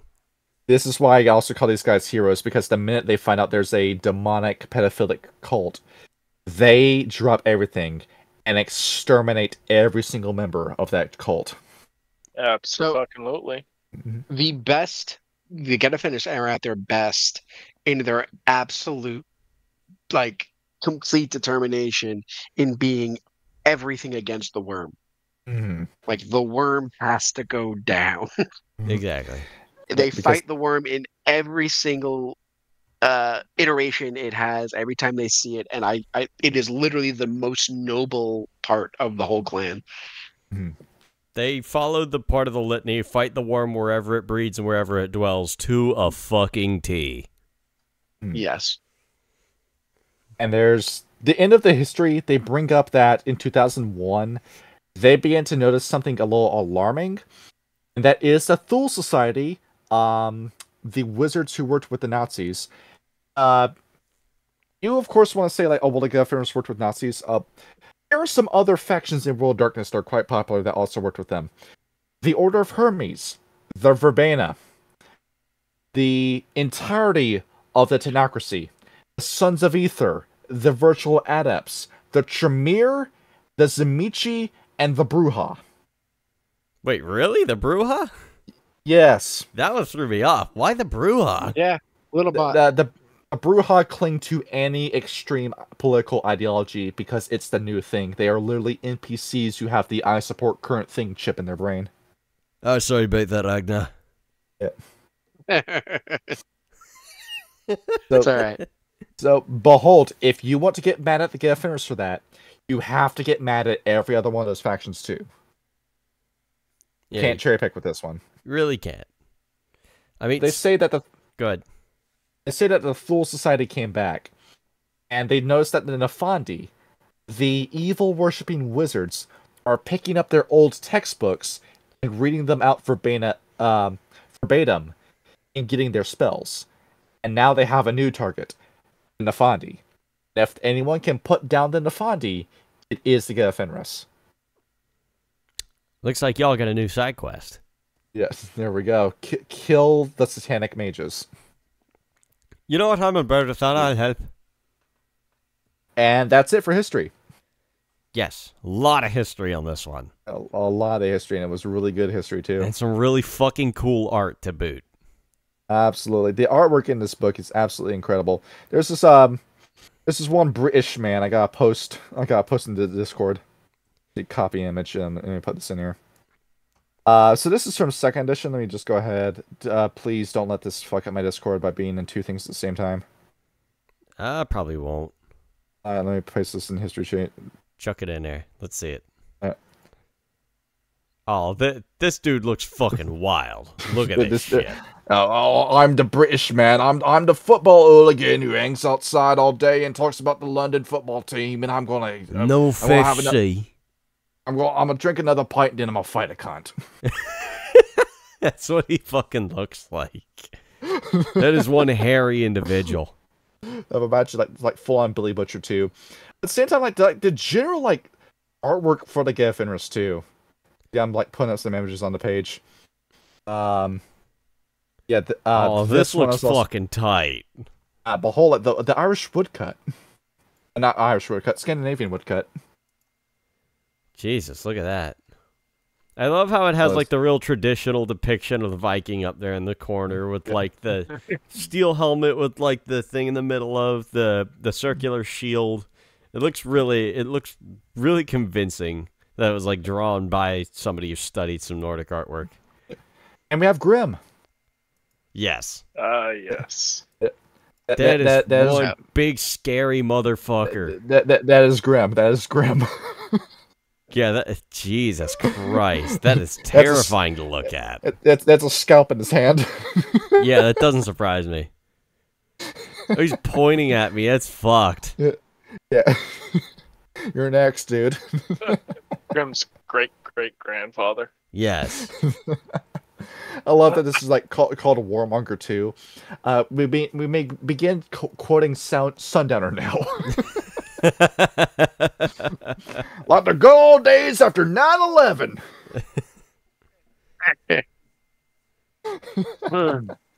And speaking of some of these warriors, Sean, let's do your segment. So let's introduce who these guys are. The Ironheart Jars. There is a Get of Fenris, it's either a gift or a right, that preserves the soul of a werewolf who was incredibly badass in their lives.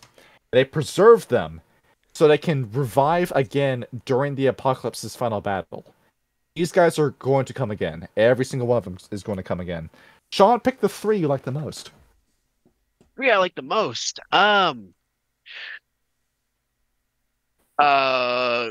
You know what? Number one definitely has to be Krieger Silvermane. I have to look it up because the name is so long. Krieger Silvermane tears at the heart of the worm. Yeah. That's the whole name. You say the whole thing. It's like a Tribe Called Quest. Yeah.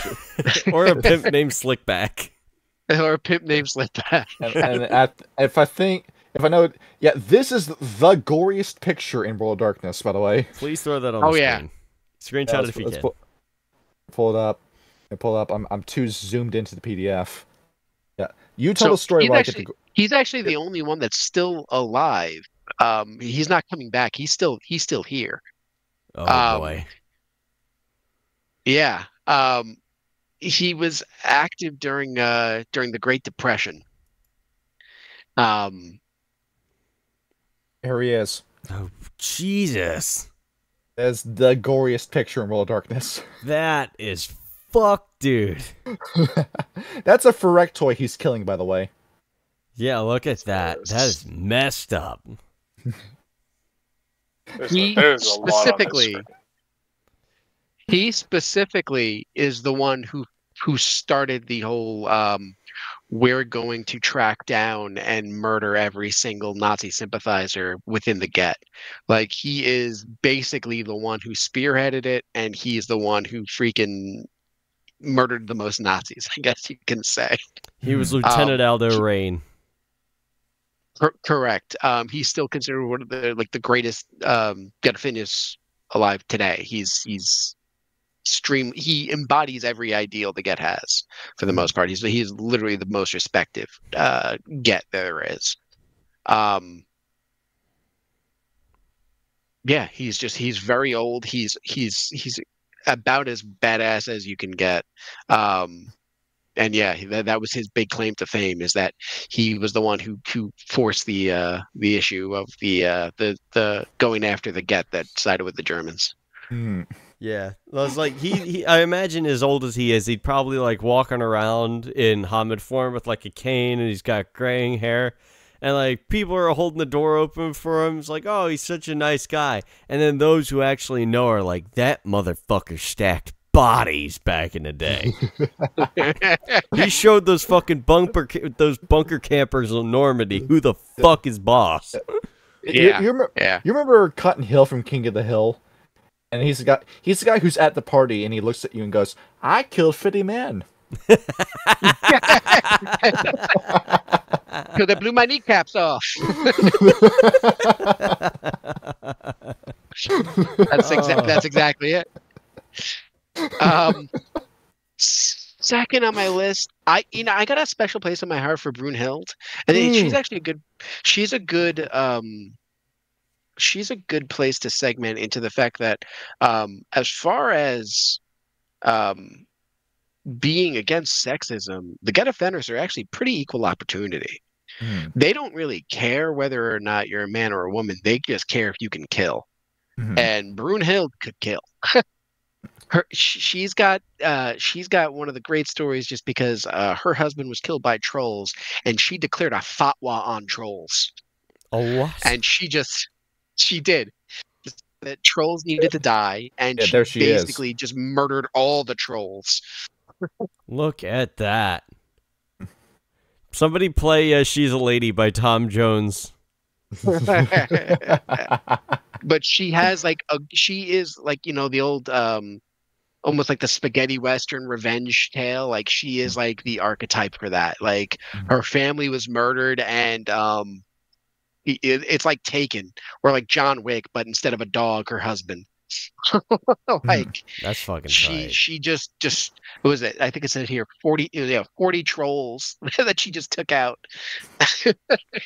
in revenge of her husband. Got all of them there In a single night too. It was by the morning she had murdered 40 trolls. It's like Came in with that what's up? bouquet of heads.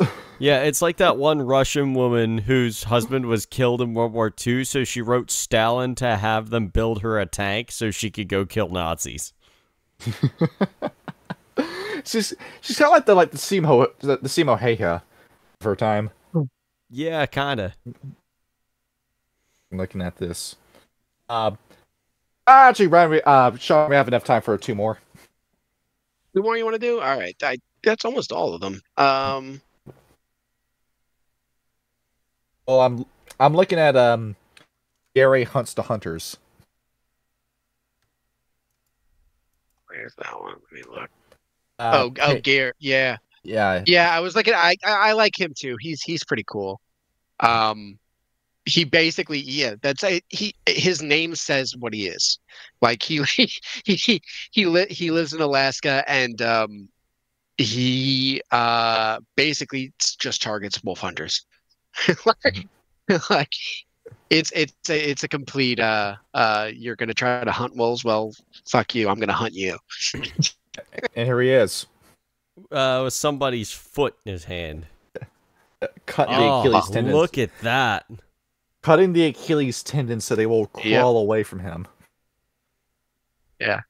I will say the art is really, really great in this book for capturing how brutal the Get really are. Oh, yeah. Yeah, every single one is brutal. Yeah. You guys read Scary Stories to Tell in the Dark, right? Yes. Oh my God, those illustrations, man. The White Wolf story? Yes. That's him. Yeah, 100%. Oh yeah, I love it. Wasn't that the illustration that had like the human hands and it was like the wolf, like human eyes, and it had the Uncanny Valley vibe. Yeah. I didn't see that. I always saw the one where it was like the giant skull coming out of the ground smoking a pipe was the one that was always on the shelf when I was in school. Yeah. I always remember the illustration from, there was a story about a a butcher who used to turn his kills into sausage, Yeah, that and was it was a nasty. sausage with the hand coming out eating itself. It was That's that image will fucked up. always stick with me. It's Stephen Gall's artwork is pretty sick, but thing It's is amazing. too, there's an implication with Gear, with Gear right here. Hunter the Reckoning. Oh yeah, 100%. Oh yeah, so I have introduced Kyle to Hunter the Parenting. I don't think he's watched an episode yet, but Not yet, no. with the hunters is that you have edges, which are powers given to you by God to hunt down the creatures of the night. This guy encounters those hunters by himself and kills them. Yeah, So he's specifically going after hunters, not just trappers, for instance. Absolutely. yeah. That- Actual, like, this- IAA Church of St. Gotcha. Leopold hunters. Yeah. All right. This guy is the final boss of your Hunter the Reckoning game. Oh yeah, that checks out. You disrupt our cans. You destroy And- our kinfolk. You will pay dearly for your front to Mother Gaia. Not gonna lie, too. I kind of root for him. Watching monster movies for the monster. Yes. Pretty much, yeah. I'd love an honest Yeah. to God werewolf movie where it actually just shows them fucking butchering people. Like a Red Talons movie would be sick. John, not to put words in your mouth, but could we do Tor Brunvat Scab Slasher? Sure. Let me just take a look, and all these names kind of melt together for me. So let me just He's take the a guy look with the at. tornado. Oh, Here he is. Oh, what the fuck? I knew you'd love this one. That what Yeah. the shit? he causes all the tornadoes in the trailer parks. He's from Atlanta, Georgia. That's his whole. His whole thing is he's basically every single trailer park fucking storm there is this one man. He's just like, oh, that's a nice little development. Be ashamed if someone But he's threw like- a fucking tornado at it. He's like Dexter the Garu, though, because he's going after humans guilty of dealing drugs, rape, murder, prostitution. There's actually a gift called Sense the Guilt. Exactly that. Oh, Oh, perfect. Yeah. but that's basically how he keeps his appearance and doesn't allow the fact that he is murdering criminals. He doesn't allow the whole wolf thing to get out into the open. It's just, he disguises it as natural disasters, which get him off the hook. But he's also the cause of all the tornadoes in the trailer parks because he's killing drug dealers in trailer parks. You remember, we were doing the Fomori episode, the Fomori families? Mhm. That's that. As his primary target. Yeah. This guy would have made the plot of Resident Evil 7 go by so quickly if he was involved. It would have been kind of sick to watch, though. Yeah. And now we can finally go into camps. Yes. Okay, camp time. Pack your bags, campers, because we are going camping. All right, let me get the page up so everybody can see it. I'll let everybody follow along with me in the book. So we're going to first start with the Valkyria of Freya. So they do indeed exist, is the first thing that the book mentions, and the narrator has met them. They are as fierce as any get, and they are made up entirely of women. It says in the book, and I'm not sure why it says that. It's like, where the fuck did it says somewhere in the book. It's like, they have no reason to exist, but the bullshit level climbs a little too high. I don't know why the fuck it says that in the book. I'm wondering where that came from. It's probably because, like, the whole temperament is that men are more object focused while women are more compassionate, and you're training somebody to be a Valkyrie, they might complain just a little bit more. Yeah, it says ideally the Valkyria have no reason to exist. I don't know why, because to an extent, they've fought the Black Furies and they have a lot of respect for them. It's because the narrator for this portion is like a man's man. That's what he is. No, he's a man's man, is he? Yeah, he's a man, all right. Yep. However, they do say that you should treat your family with respect, and the only thing that matters in the Get of Fenris, of course, is physical prowess. Most notably, you had Freya, the Trollbreaker, and as Sean would mention, Brynhild Brokensword. After all, nothing's more badass than treating a woman with respect. Yep. So, for both of those particular Valkyria, they led for their spans because they formally challenged the Jarl and won. They fucked them up. They can fight better than any other Garrow. As the Valkyria speaks themselves, they find that they do need to work twice as hard to prove themselves to the rest of the Get. Some males think they can just attack them without consequences, and they are and that is untrue. And we'll get to that when we talk about the Black Furies. As we talked about with the Black Fury episode, there are Black Fury camps that are more conservative than other ones. As we identified in that episode, there's not one feminism, but multiple feminisms that exist, and they're just referred to as one banner. This is what happens when a Black Fury gets sick of all the political talk, or it just wants to kill shit. Or you get the very conservative Black Fury who doesn't think that her camp is equal enough, and then leaves and joins the Get of Fenris. Yep, and then it does say that the Valkyria have considered joining the Black Furies. The idea of joining has arisen on several occasions, but no decision has ever been made. Moving on from them, we have the Hand of Tyr. They do not believe in surrender, and they will never accept anybody else's surrender. They might let a challenger survive, but only if he is worthy. If he's a worthy opponent, if he gave you a run for your money, and he's like, okay, I'm on the end of my rope. If I go any further, it's death for either of us. It's like, okay, until we meet again and be stronger next time. They are what's up? If you remember how they started, these guys hate cowardice, and they ironically named themselves after their tribe's biggest coward. Exactly. That's why Tyr was a martyr. They made the Hand of Tyr. They to the Get are the closest that you'll meet to an executioner. They hunt and destroy relentlessly. A lot of Nazi leaders were never captured because the Tyr left nothing. And they are more than likely, as the book says, responsible for the Bigfoot myths of Bigfoot cruising into a campsite and tearing up some nice little camper. And usually the camper wasn't a nice person, and Bigfoot had stalked him for 100 miles. The Hand will find and kill anyone who thinks they can attack the innocent unprovoked. They are perfect killing machines. What's up? It also mentions in second edition that these guys go along great with the Black Furies, Shadow Lords, and Red Talons. Yes. What's up?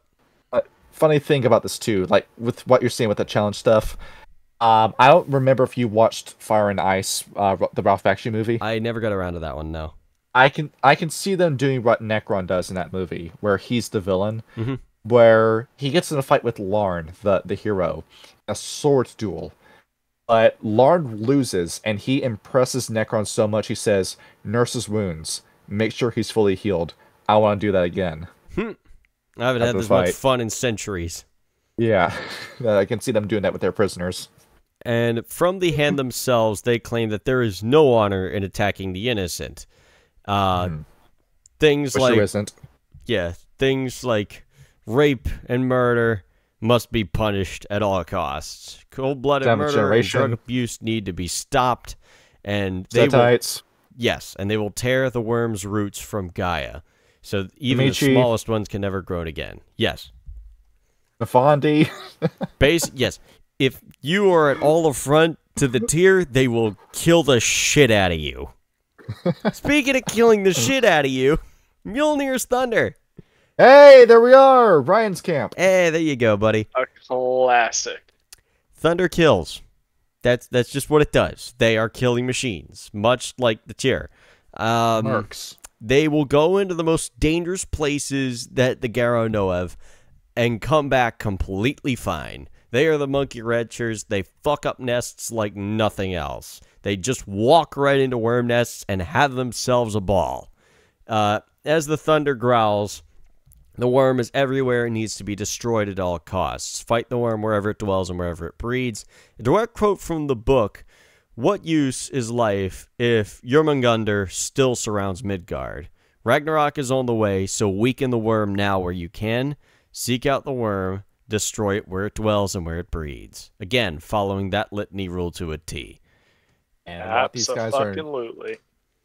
what these guys are named after is, of course, the weapon used by Thor the Troll. Yes. Way back in the day. Thunder. And there's also something to note.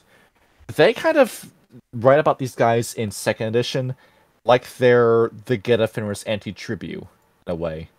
Where, you know how the Fianna have the lust for life? Mm-hmm. Nothing makes a Mjolnir Thunder soldier feel more alive than killing somebody. These guys live for combat.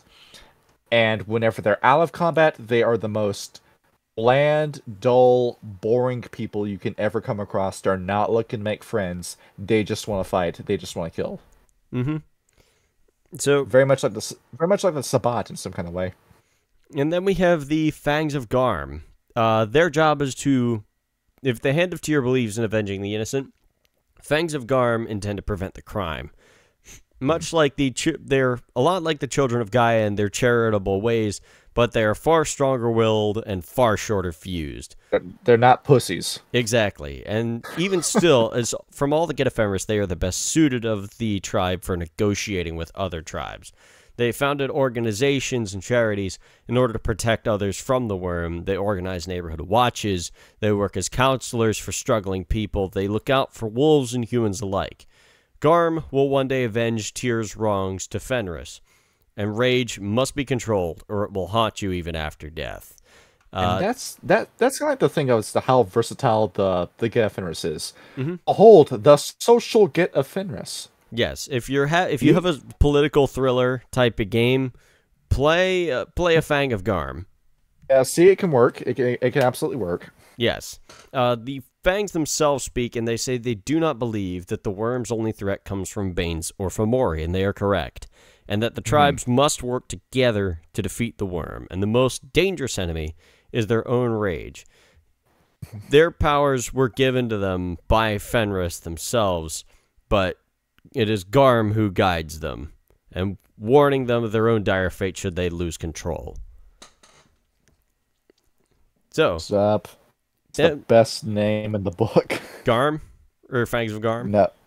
No. The Glorious Fist of Wotan! So, they do not follow a lot of the Get's core philosophies, and they do not tolerate human expansion. They will go out of their way to ensure that any new development is being stopped. They will even fight other Get if they happen to be working alongside humans. They're a very radical group within the Get, and they somehow share more beliefs with the Red Talons than with the rest of the Get of Fenris. And they will kill humans for the most minor of slights. They are basically Red Talons light, is what they are. But the thing is, these guys use weapons. Yes. That's what sets them apart. And majority of these guys are lupus. Yes, that doesn't surprise me. It says the fist is primarily but not entirely made up of lupus. Watch out for this camp of the Get of Fenris. As they say themselves, quote, the humans have done too much already to harm Gaia. Most of Jormungandr's agents are humans, and they need to stop the monkeys from growing any stronger. Wotan is man, but he is also death. The death of the humans and their foolish ways is their goal. They are the defenders of Gaia who kill the humans who rape Mother Gaia. You notice this is the second ironic name in the Get of Fenris camps. Irony seems to be their favorite thing. Here comes the third ironic thing. The Swords of Heimdall. Which nobody likes. No, fuck the Swords of Heimdall. As we said, they're racist. The only humans who survive are only kinfolk of the Swords of Heimdall. And some of the more radical members do not believe that even the weaker Garrow have their uses, instead insisting that the weaknesses of other tribes is an open invitation to the worm. And they've since joined with the KKK and the neo-Nazis, praising the belief that, the Chud Jack billions must die because we are strong and they are weak. They are basically, racists and social Darwinists, just Darwinists in general. Both these groups have pretty much petered out. I mean, you have guys that refer to themselves as Klansmen and neo-Nazis, but there's no real organized group anymore. It's just a whole bunch of people who want to say they have people at their backs with their beliefs, but really you're alone and nobody else agrees with this. Yeah, it's like that basketball scene from American History X, where the fat dude's talking a whole bunch of shit and he keeps turning back to his friends for validation. It's really gross. Anyway, so the thing is that many actually agree with the Darwinist sentiment of the werewolves being better than all humans, and that the strong will survive. But they feel like the actions of the Swords of Heimdall are completely antithetical to the philosophy of the Get of Fenris. They have gotten far too close to the worm, and they have perverted the legends of the Get for their own namesake. Heimdall will blow the Galliard. Heimdall, in mythology, his job was the watchman of Asgard. He was the one to blow the Galliard horn to warn of coming Ragnarok. And the Swords of Heimdall have ruined his namesake. They are absolute fools. However, a sword kinfolk, I imagine, decries that other races are weak, and time for helping other tribes is long past. They cannot allow careful breeding to be diluted by inferior races of humans or wolves. This is a direct quote from the kinfolk. And the kinfolk do not cry for human government aid or cry foul because of their ancestors' treatment. The KKK are morally defunct and stupid, but are good tools for keeping the tribe from perversity. And then they talk a whole bunch of shit about the Wendigo and say that they should kill all the Wendigo. Yeah. Do we agree with any of that? Absolutely not. Fuck the Swords of Heimdall. They deserve to get their shit kicked in. And now we're gonna... What's up? All our homies hate skinheads. Yes. We play Wolfenstein for fun. Okay. Allegations of secret camps. First, we have the Ymir Sweat, the worst kept secret. It's not secret. It's not a secret It's camp. not secret. People know about this camp. We all know that, you have some people who are homies with a Wendigo. We all know you like the Wendigo, even though you pretend you don't. You like the Wendigo, don't you, Squidward? So, it was no secret Leif Erikson came to the Americas to teach the Pure Ones what it meant to harm the kinfolk of the Get of Fenris. It was rumored that Leif and his pack had stayed behind and made it with the Wendigo. They heard legends that tell of the humans who stayed behind with the Native Americans. Initially, they called themselves the Winter Winds. They say they are a whole bunch of mutts and they must be weak and useless. Probably fucking not. The Wendigo fought you to a draw. Absolutely not. I guess got their ass beaten during the war. Yes. Whatever you do, don't mention the war. And then Loki's smile. The narrator has heard of a few selecting the Get of Fenris to be the secret rulers of all of the Get, which is a lie. We think so.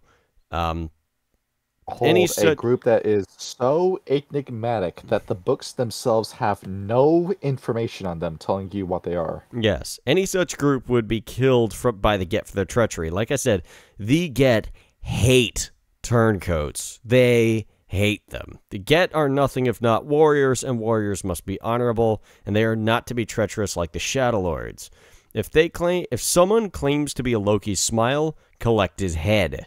Such a cowardly lot must be sleeping with I'm fucking it up again. Jormungandr.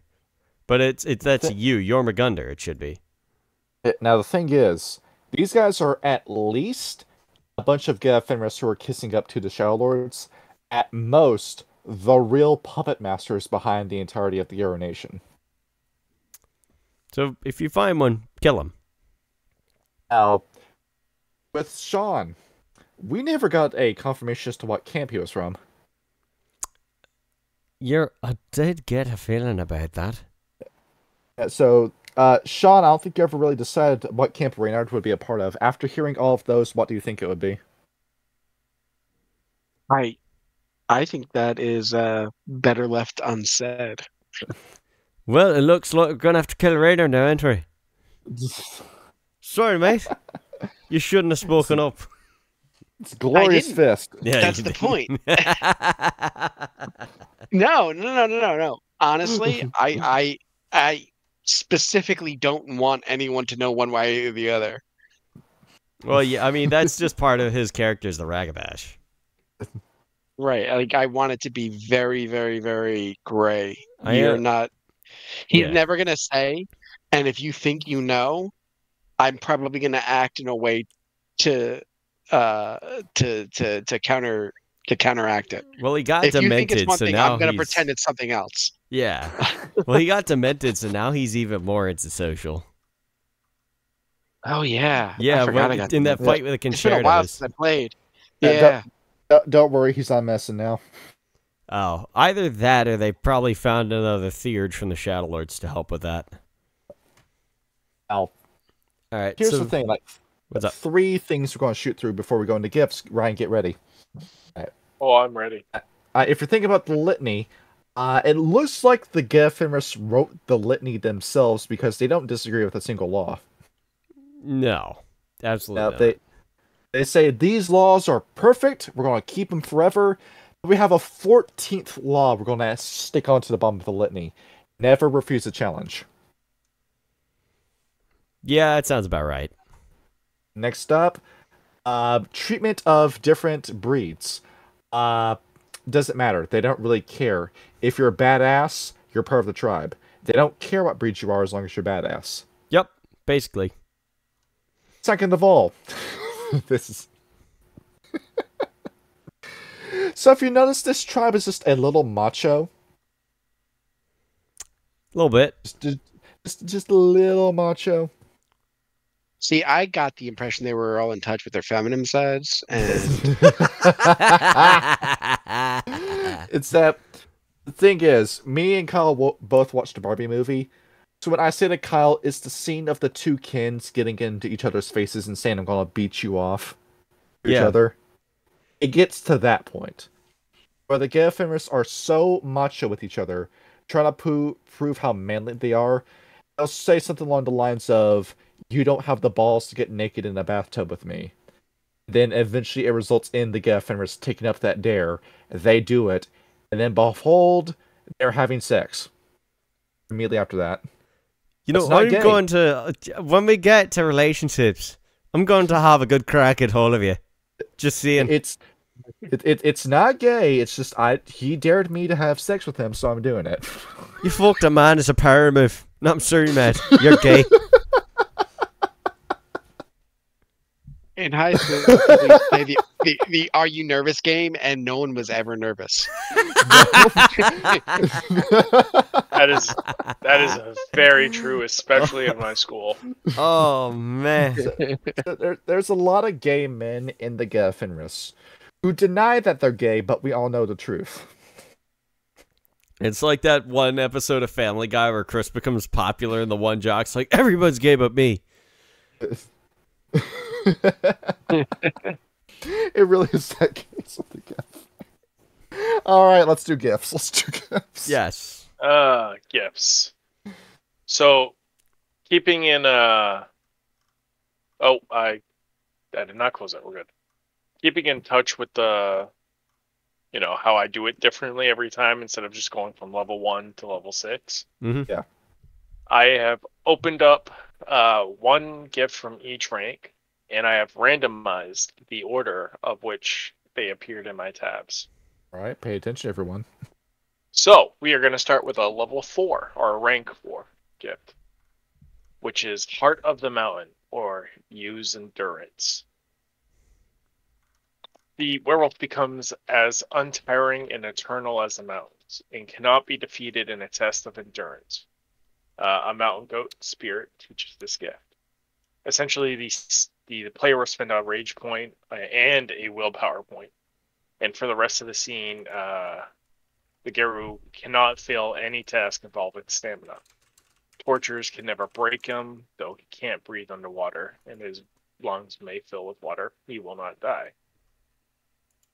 The only exception to this is soaking damage. While this gift is active, the werewolf is guaranteed to always soak at least one level of damage, but otherwise takes damage normally. That's pretty fucking tight. It's giving me very strong Space Marine vibes when I hear that too, because how they react to interrogation. Also interesting that the Bali Zhuhije have this gift as well. Oh yeah, like ancient Chinese warfare. The Chinese invented a lot of fun torture methods. That's true. So to combat that, you got to have this gift. It's like a better version of resist pain or something like that. Oh yeah, absolutely. All right. Next, we have a rank 5. Holy shit, that wasn't really randomized. Close enough. The Geru's steady vicious bite Fenrir's bite. It's a rank 5 Fenris gift. The Geru already vicious bite increases in power terribly, to the point that the Geru can mangle or even sever limbs with a single bite. Only an avatar Fenris can teach this gift. The player spends 1 rage and rolls strength plus medicine. Difficulty is the opponent's stamina plus 3. The Geru's next bite, if it hits, will mangle and disable one of the target's limbs, inflicting 3 automatic, unsoakable, aggravated health levels. Jesus. In addition to any damage already rolled. That The limb. fucks. Oh yeah, it does. The limb is all rendered useless until the target can regenerate the damage, or permanently in the case of some humans and other creatures who do not regenerate. The player achieves 5 or more successes on the strength and medicine roll. The limb is severed. Fuck. Good luck survive.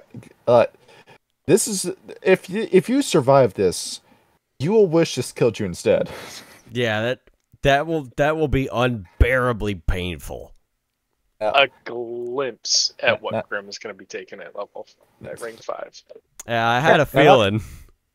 Not to step on your toes, Ryan, but there was another rank 5 gift. Strength of the Ancestors or Strength of the Einherjar. You remember those guys that Sean was talking about earlier? This is the gift you use to summon them. Let me pull that up real quick. Yeah. What was it? Only the Get of Fenris with Strength of the Ancestors. Strength of the You have to have... Yeah, I did see that one. You have to have the Ancestors background. You spend 1 point of rage and roll Charisma and Rituals, subtracting 1 from the difficulty for every dot of Ancestors you have. During the gift, you carve a specific rune into your flesh, and for every success, you may add 1 dot of any attribute, which you use as a donation that you permanently lose. But upon doing that, for the rest of your adventure, you have the Einherjar working with you. What the fuck? Behold, summon party member, and this is of course is the Geru Nation's heroes. So behold, one sexy badass on demand. That's fucking tight.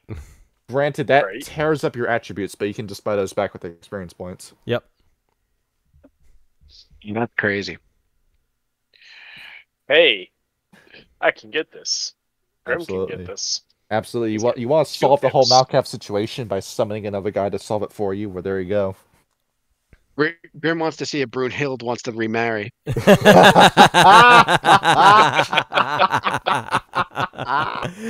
Oh, that's funny. I'm a fair joy can marry people. She's dying to you. Damn. What's the next gift? The next gift is Halt the Coward's Flight. And I picked this personally because of what happened last time. Mm-hmm. Of the bastard who got away. Vigo? The Vigo. He would have killed us all. The Judges of Doom version is called Executioner's Privilege. Mm-hmm. This is a rank 2. It could also be a rank 2 Shadow Lord. Or again, Judges of Doom. So the Garo may slow a fleeing, not charging, very specific, foe, making him easier to catch. A wolf spirit will teach this gift. The Garo must spend 1 turn concentrating, and the player rolls charisma and intimidation. Difficulty is the target's willpower. If the roll succeeds, the target's speed is halved for 1 scene. This is fantastic. Great. That's fantastic. No prey shall ever run from me. That works with celerity too. Oh, buddy. Oh, that's a big one. Ragnar's not getting away from this one. Ragnar's at least willing to talk things over. Vigo isn't. All right. All right, continue. Rank 6. This is the only rank 6, and it's fucking amazing. John, yes. you remember earlier you saying that you can essentially summon Fenris for you. Yes. To fight for you. That's what this rank is. This gift. As the ultimate expression of the pact between tribe and totem, the greatest Get heroes may summon the war avatar of their tribal totem to aid them in their hour of need. The avatar joins in combat, slaying all that are not the Get of Fenris or under their protection. However, Great Fenris demands a sacrifice for his intervention, usually the left hand of the summoner. It is said that if the war avatar is called for no good reason, it will devour the summoner entirely before departing. But there are no concrete tales of any Get of Fenris wise enough and mighty enough to attain this gift, yet foolish enough to use it. This gift is taught by a wolf spirit, which is weird. Why was the last one taught by an avatar of Fenris, but not this one? It's everybody knows Fenrir. Yeah. He's like Santa Claus. Everybody knows who Santa Claus is. I mean, I want to know that guy who's like, I'm calling Fenrir, and he's like, why am I here to talk? How you doing? Yep. Smash. Cool. Wanted to see if you guys would have a drink with me. Yeah. I was told you were too much of a coward not to. What's your favorite movie?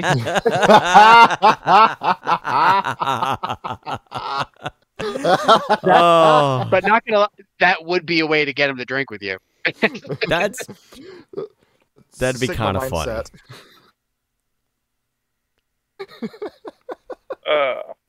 That was a good one, Ryan. Right? The player spends a Genosis point and rolls Stamina and Occult, difficulty 6. Success summons the war avatar of Great Fenris, who will fight at the Fenrir's side for the duration of the scene. Mhm. At the combat's end, the summoner automatically gains the battle scar Maimed Limb, Werewolf, page 190. Mhm. As the war avatar claims Fenris's due. Even if the Garo already possessed the battle scar, he gains it a second time as Fenris devours another limb. So the more you use this, the more limbs you lose. can't regenerate Those a limb, limbs- can you? No, the limbs that he removes don't grow back. Oh, great. You want to be the Black Knight from Monty Python? Essentially, yeah. Or if you want to was be, against the Iron Fist. I was thinking of freaking Fullmetal Alchemist. Oh, yeah. Are you winning, son? But here's the thing. Glasswalkers. It's coming up, get a cybernetic limb. That's cheating. That's Weaver shit. Yeah, we will turn you into an Adeptus Mechanicus werewolf instead. I doubt any Get of Fenris will do this. We'll do Absolutely, that, though. yeah. None of them like the Glasswalkers. Yeah. No. If you see a Get of Fenris with a prosthetic limb, he's turn-coded. That's not actually Get of Fenris, it's someone else. No, more than Yeah, likely what happened is like he probably went to like a boggin and got one made out of wood and stone. The knockers can just make stuff. Say, hey, I made this one out of toothpicks. Behold, it's a cybernetic limb. Put this on, it works. Yep, and you just like pick up a fucking glass with an invisible hand made out of toothpicks. It works because you believe it works. Absolutely. If I find a knocker, I can help you with that. So I thought that one was a great one. Yes, that's amazing. Absolutely. Next, we have a level 1, which is Safe Haven. Mhm. It was the choice between this one and another one. I can't remember what it was. Give me 1 second. I'll go look for it. Razor Claws. Oh, I wasn't gonna do Razor Claws because I'm already have Razor Claws in the thing, and I've like, You already got Razor Claws.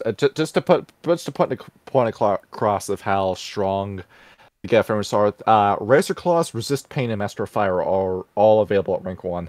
oh yeah, Yeah, that's great. Was Shed a get ability, or is that? That's Metis. It's Metis. Okay. it was Visage of Fenris, which was That's the a one good that one. was tied, but I decided to do Safe Haven instead. I thought it was All right. pretty cool. So few Garo are as territorial as the Get of Fenris. You This don't gift say. enables a Fenrir to keep a close supernatural watch on his territory, becoming instantly aware of any trespassers marked by the worm. Owl spirits will teach this gift. Essentially, the player will spend a Gnosis point to establish this early warning system. 1 point Gnosis per day to maintain it. And whenever a worm-tainted person or creature crosses into Fenrir's territory, it will. What am I reading? Holy shit! It's entirely in Chinese.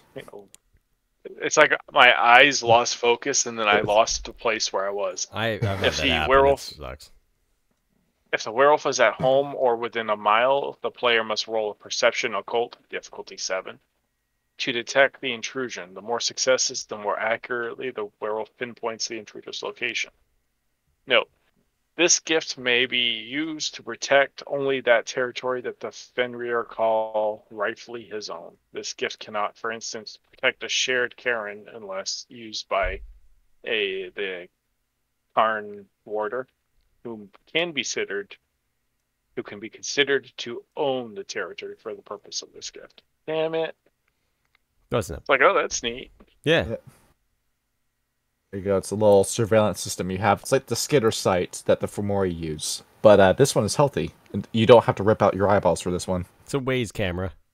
Yes. I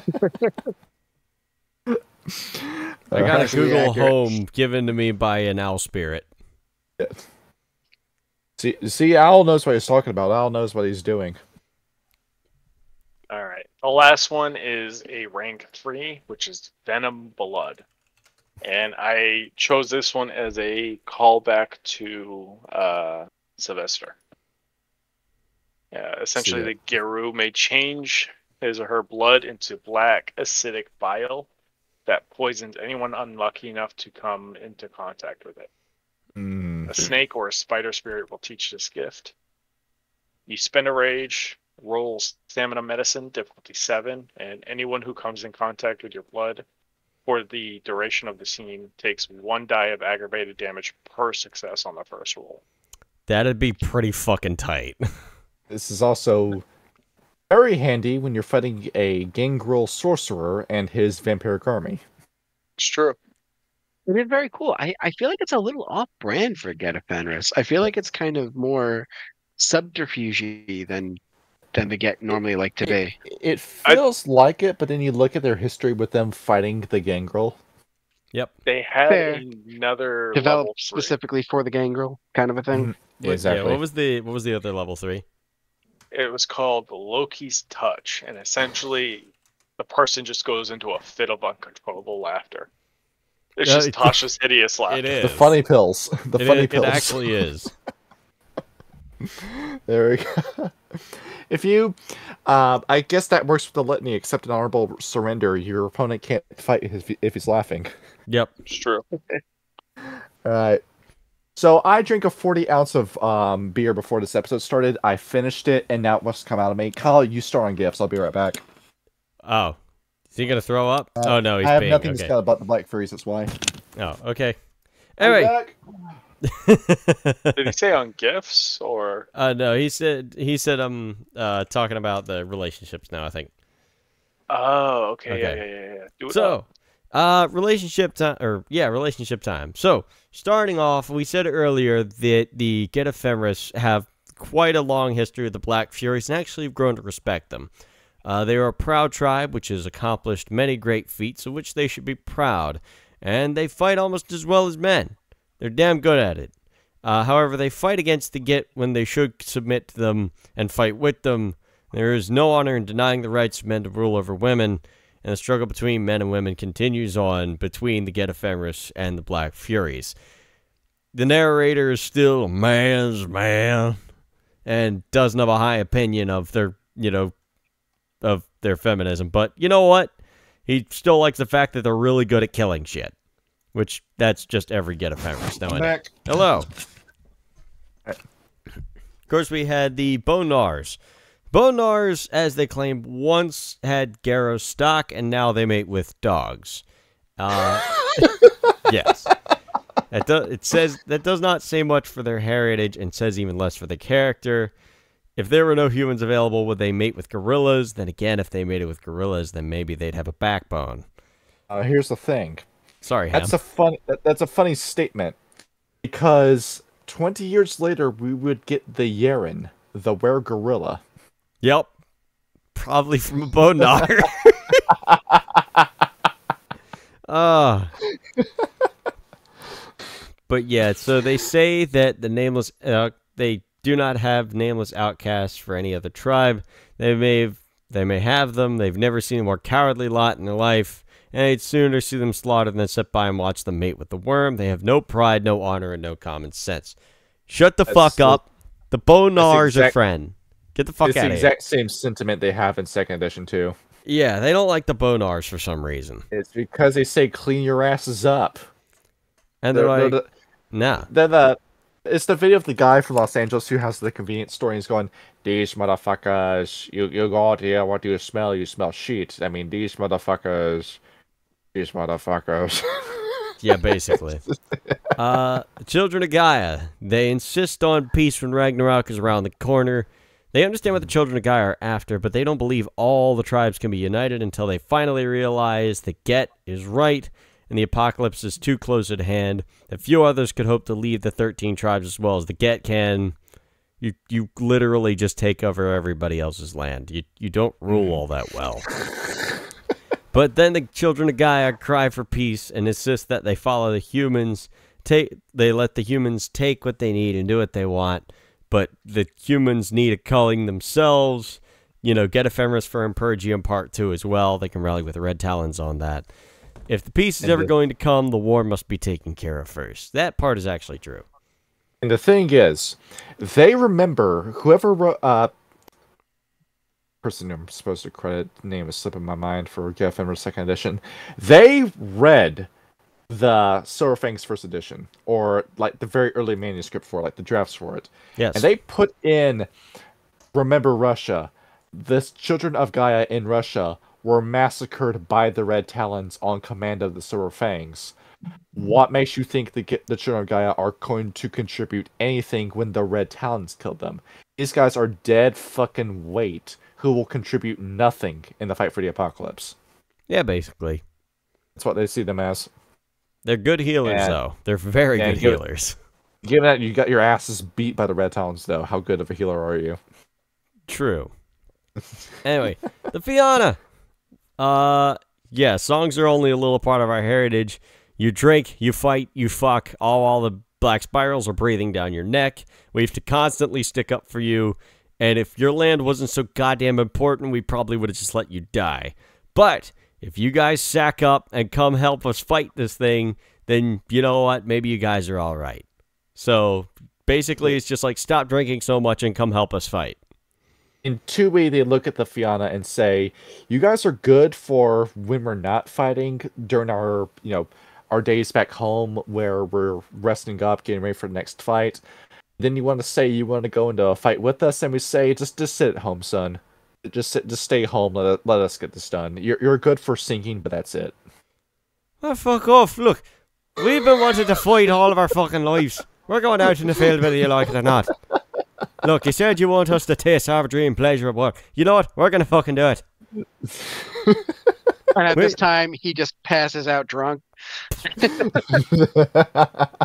Just falls over shit-faced. Yup. Kiss me, I'm shit-faced. God, The Glasswalkers. The Glasswalkers. Glasswalkers. They believe in fighting with fire, and they believe that they can conquer the cities to make them a part of nature again. That's fucking stupid. They stare into the worms' mouths and ask for bargains. They are steps away from a merger with Pantex. And the Get has some sacred duties, as do the Glasswalkers, and they need to kill them before they dance the spiral. They've no excuse for worshipping the Scabs, and the Nars, at very least, are more honest than the Glasswalkers. And the dance the spiral. Yes. It says in the book, and I quote, "We have our sacred duties to perform, and if those duties require us to kill the Glasswalkers before they can join with the Black Spiral Dancers, then that is what we shall do." They believe that the Glasswalkers dance the Black Spiral. The thing about the Get, they don't care a whole much about the Weaver. Like, that's one thing I've noticed. It's that the Weaver is the least of their concern. We kill the worm first, then we go after the Weaver. And in 2nd edition, they considered the Glassworkers to have already fallen to the Weaver. Yeah, basically, I don't like him. And they also say, you guys spend so much time playing with worm technology, trying to make it weavery. You do what the Adeptus Mechanicus does, where you pray over a desecrated gun, and then you bless it, and then you can start using it, and then it becomes the Weaver. You guys are stupid doing that. All the time you spend praying and building technology, you could spend it instead killing something. It reminds me of that, I think it was like an Eldar meme about the humans, and it was like, humans have a very slapshod knowledge of all humans have a very slapshod knowledge of all history. It's anyone's guess to what one human knows or doesn't know. For example, human, how does a plasma gun work? A subatomic particle is fired through magnetism. Right, now how does one fix the magnetic coil? I don't know. Light some incense and pray to the machine gods? Exactly that. The Eldari are smart too. They don't even need triggers anymore. Yeah, just think about the gun. Just think about the gun shooting and it shoots. It's just like the Knockers. All you have to do is believe that it shoots. Okay, the Red Talons. So the Red Talons, powerful warriors, worthy of respect, but it's depressing to think that they're on their way out. They are the least in numbers and yet the most set in all their ways. They believe the Get could make a difference if they actually decided to change a little bit. The Talons are allies, help them where you can, but they're too stubborn and foolish to realize that they could rule this city, Spider-Man. They think that they can fucking rule things, but they just can't. They need to join want the Red Talons to join them. It's the same thing with 2nd edition, where they say, we wholeheartedly love the Red Talons. And as we know with the Red Talons, is that they look at the Get of Fenris with very wary eyes. They know they can't step to the Get of Fenris unless they have a 3-to-1 majority with the Fenris. But the Get of Fenris have nothing bad to say about them. But they do acknowledge that you can't have a world of peace with the Red Talons. In the event that the worm is stopped and we have a peaceful world, you can't have Red Talons in it. And they know that at some point we will have to kill the Red Talons if they survive until the apocalypse. And they're crossing their fingers, hoping they die the honorable way in a fight with the worm, so they don't have to be the ones to kill them later down the line. Basically, yeah. The Shadow Lords. Do not trust the Shadow Lords. They're backstabbers, they're moneylenders. Shadow Lords will only aid somebody if there is something in it for them. Be wary, remember that they would sooner see you buried than let you speak your mind. They would battle the worm with words while convincing others to do the actual fighting for them. The Shadow Lords are cowards beneath their schemes, and the Get have no use for cowardly allies. Fuck the Shadow Lords, they're cowards. However, the Shadow Lords are the best customers of the Get of Fenris. They pay them a lot of money. Yeah, it's like, hey, you guys are really good at killing things. Here's $10,000. Go kill that thing. There's $10,000, a crate full of guns and bullets, body armor. I'm going to pay you $5 to fuck off. Yeah, exactly that. The Silenced Riders. They came from the deserts, and they bear many similarities with Jackal. They're all a bunch of wanderers and vagabonds. What the fuck are they looking for? Why do they keep wandering around? We can't trust them if they don't really have much of a home. Fight with them if they show up, because they're good at fighting, but don't live with one. They come from all races of humans, and are completely indiscriminate in their marriage, and they can't trust them if they have no true heritage. Once again, they're playing the race card with that shit. Yeah, the nationalism card. Yeah. They're also saying, like, because these guys have no oral tradition to a certain country, they think they're turncoats that are going to side with anyone like soldiers of fortune and think that the Silent Striders can be bought, when we know that the Silent Striders definitely aren't going to ever do that. Well, it's the Wayfarers that they're probably more concerned about than anything. Yeah, they're looking at this and saying, don't stop selling your stuff for money. The Shadow Lords do it just because they're alphas, and yeah, we'll take the money. We're not going to tell the Shadow Lords no, we're not going to trust them. But they look at the Silent Striders, and by no means do they trust them, and if they knew something that we're going to talk about next episode, they probably would have another reason not to trust them. Yes. The Silverfangs. They were once almost as great as the Get, but they no longer seem to recognize the urgency of war. Do as they request, but watch them carefully and determine when they are no longer fit to rule. They have attempted to lead humans over the centuries, and it has not worked. The Silverfangs are slowly going crazy, and they cannot bring the Garrow down with them. Many Get don't see them as entirely insane, but don't fall for them. Follow the Silverfangs and obey. For now, they are biding their time when they finally all die terribly of some terrible inbred disease, and then they want to take over, just like the Shadow Lords and the Children of Gaia and the Uktena. And Sean will now do an impression of John Fetterman. Nah, I'm good. I'm good. okay. It's like you listen to a guy who sounds like that, and you think, this is my king. This is the guy I'm taking orders from. Yeah. I deserve better than this. But the Get of Fenris say, nah, we don't want to lead. We tried doing that. We end up burning down a whole bunch of bridges. We're better off as soldiers of fortune. Ours is not the question. They say, we really wish we had a leader who wasn't the Silverfangs. And then they say, well, who else is going to lead us? And nobody else is good enough. Yeah, So may as well do it Let's put ourselves. it this way: the Silverfangs is What's up? the Biden to the Get of Fenris deep state. The Get of Fenris really kind of they're the ones really pulling all the strings here. They're doing what needs to be done. The Shadow Lords, they're just kind of in office and falling upstairs and doing what they got to do. Falling off bikes. they're like the Falling Silverfangs off thing. bikes. Like, this is the guy we let king. Like we rigged an election for this guy. Yeah, basically. The Stargazers. They don't know what the fuck they're looking for either. They look into the depths of the stars for answers that don't exist. They spend too much time staring into space and solving puzzles, and managing little in the war against the worm. Some fight, most just ask questions. They can't fight, and they really wish they would evaluate each one individually. Not a whole lot to say about them. The Uktena. What's up? Uktena, I do have a little bit about them. The Get of Fenris refer to them as unclean. Once again, nothing to fucking do about race. Don't put words in my mouth. It's got to do with Uktena's decree about finding enigmas all the time. And they've been hoarding a lot of wormish intel that they're not sharing with anybody. Yes. So the Get of Fenris are saying, what's going on here? What's going on here? Why aren't you releasing any of these documents? You are the worm. You wormish. If you are the worm, we're going to kill you. It's like, you can sense worm. There's none of it on us. Yeah, they keep saying that you're not wormish, but your information might lead to that. You better release all these documents declassified today, or we're going to have to do something about it. No.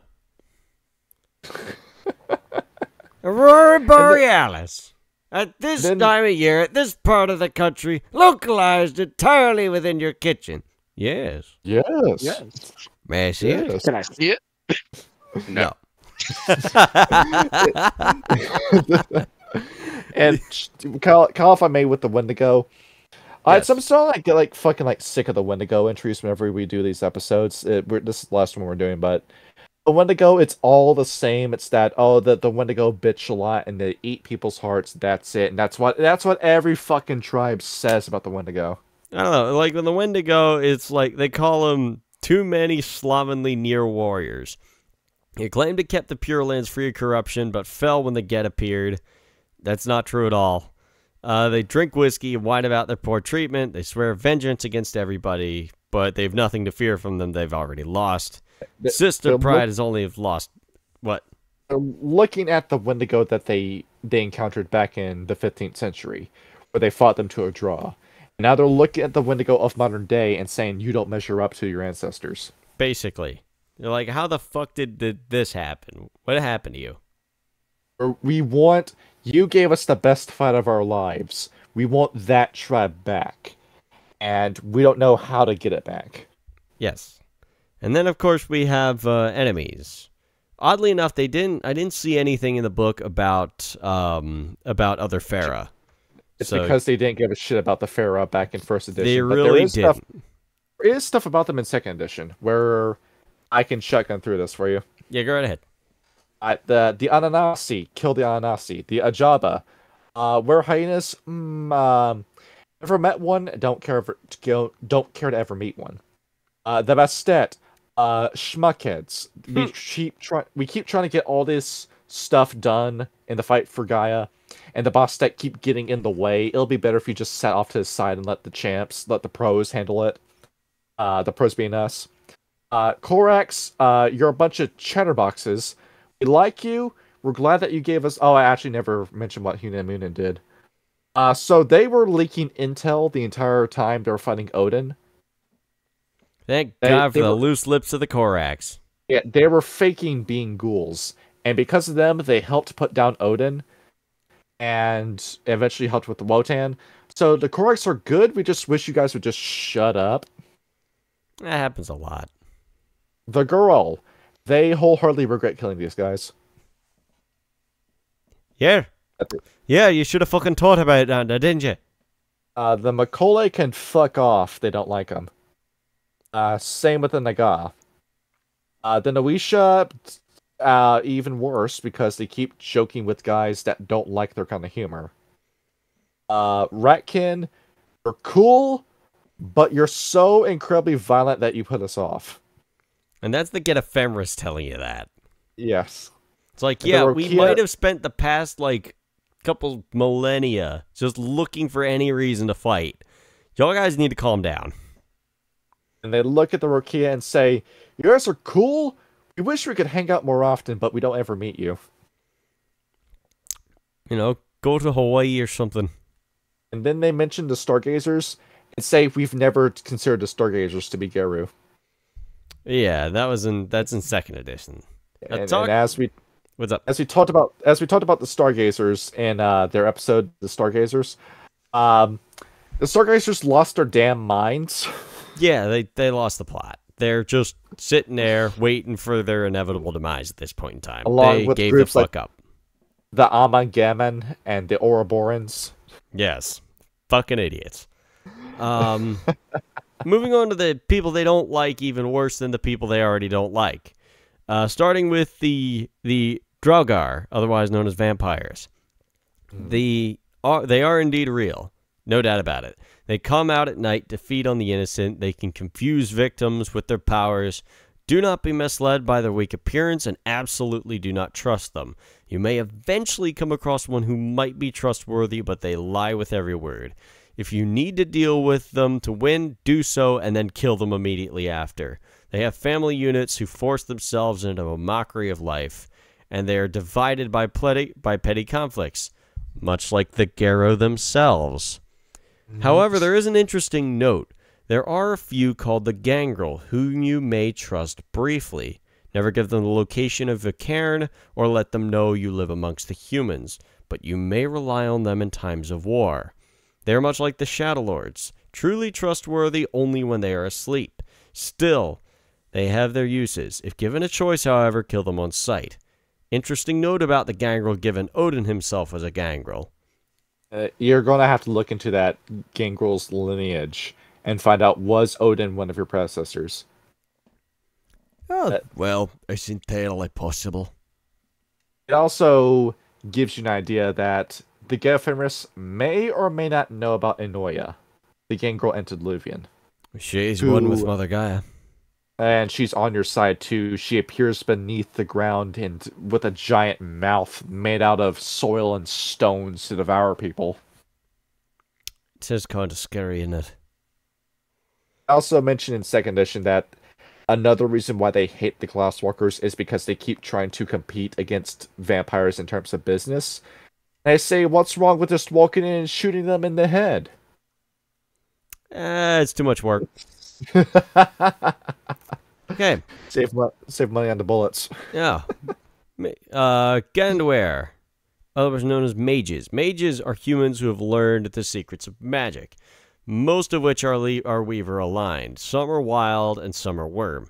A few could potentially be allies, but most are a threat to Gaia. Many try to make themselves into machines and hide beneath skin. Gears and wires do not make better human or Garrow. It is the Weaver's binding that started this mess to begin with. So stay away from mages, work with them if you must, but do not trust them. And also do not trust those who work for the Weaver and kill worm followers on sight. Pretty simple.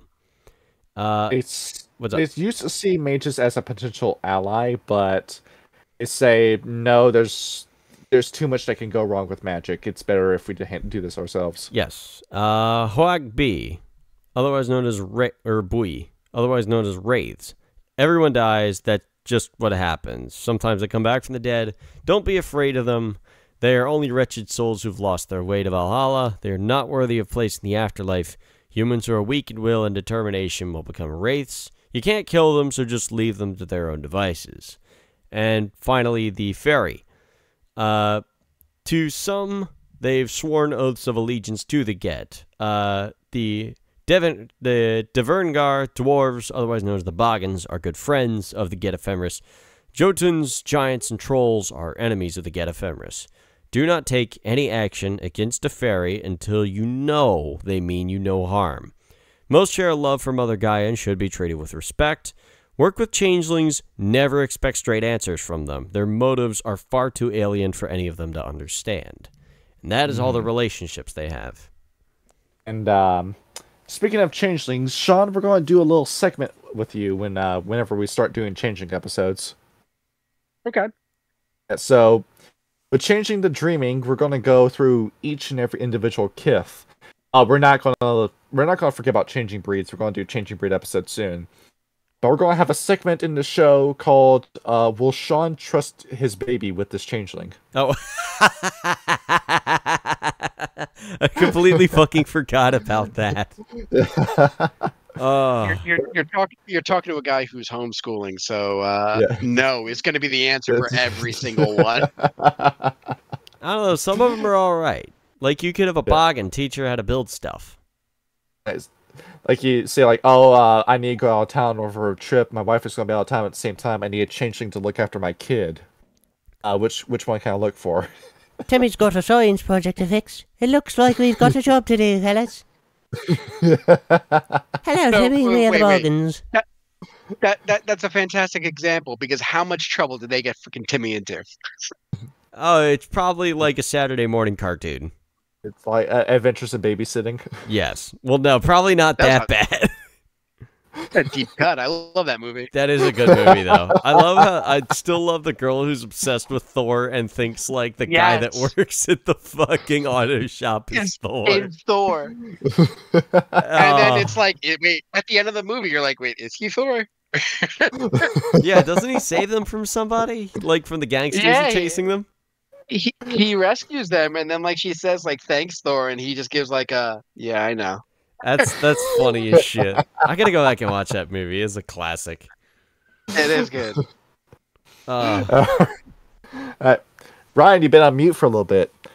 Time for rights. Yes, rights time. Right. Sorry.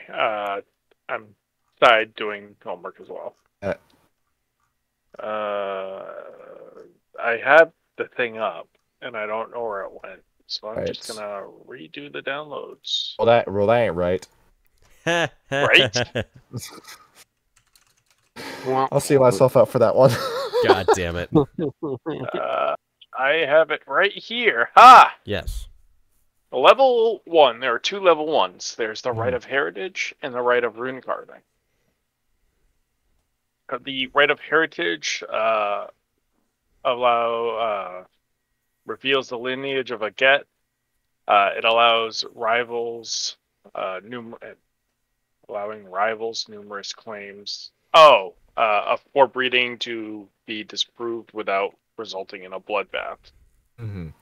It's essentially being like, here, this is my bloodline.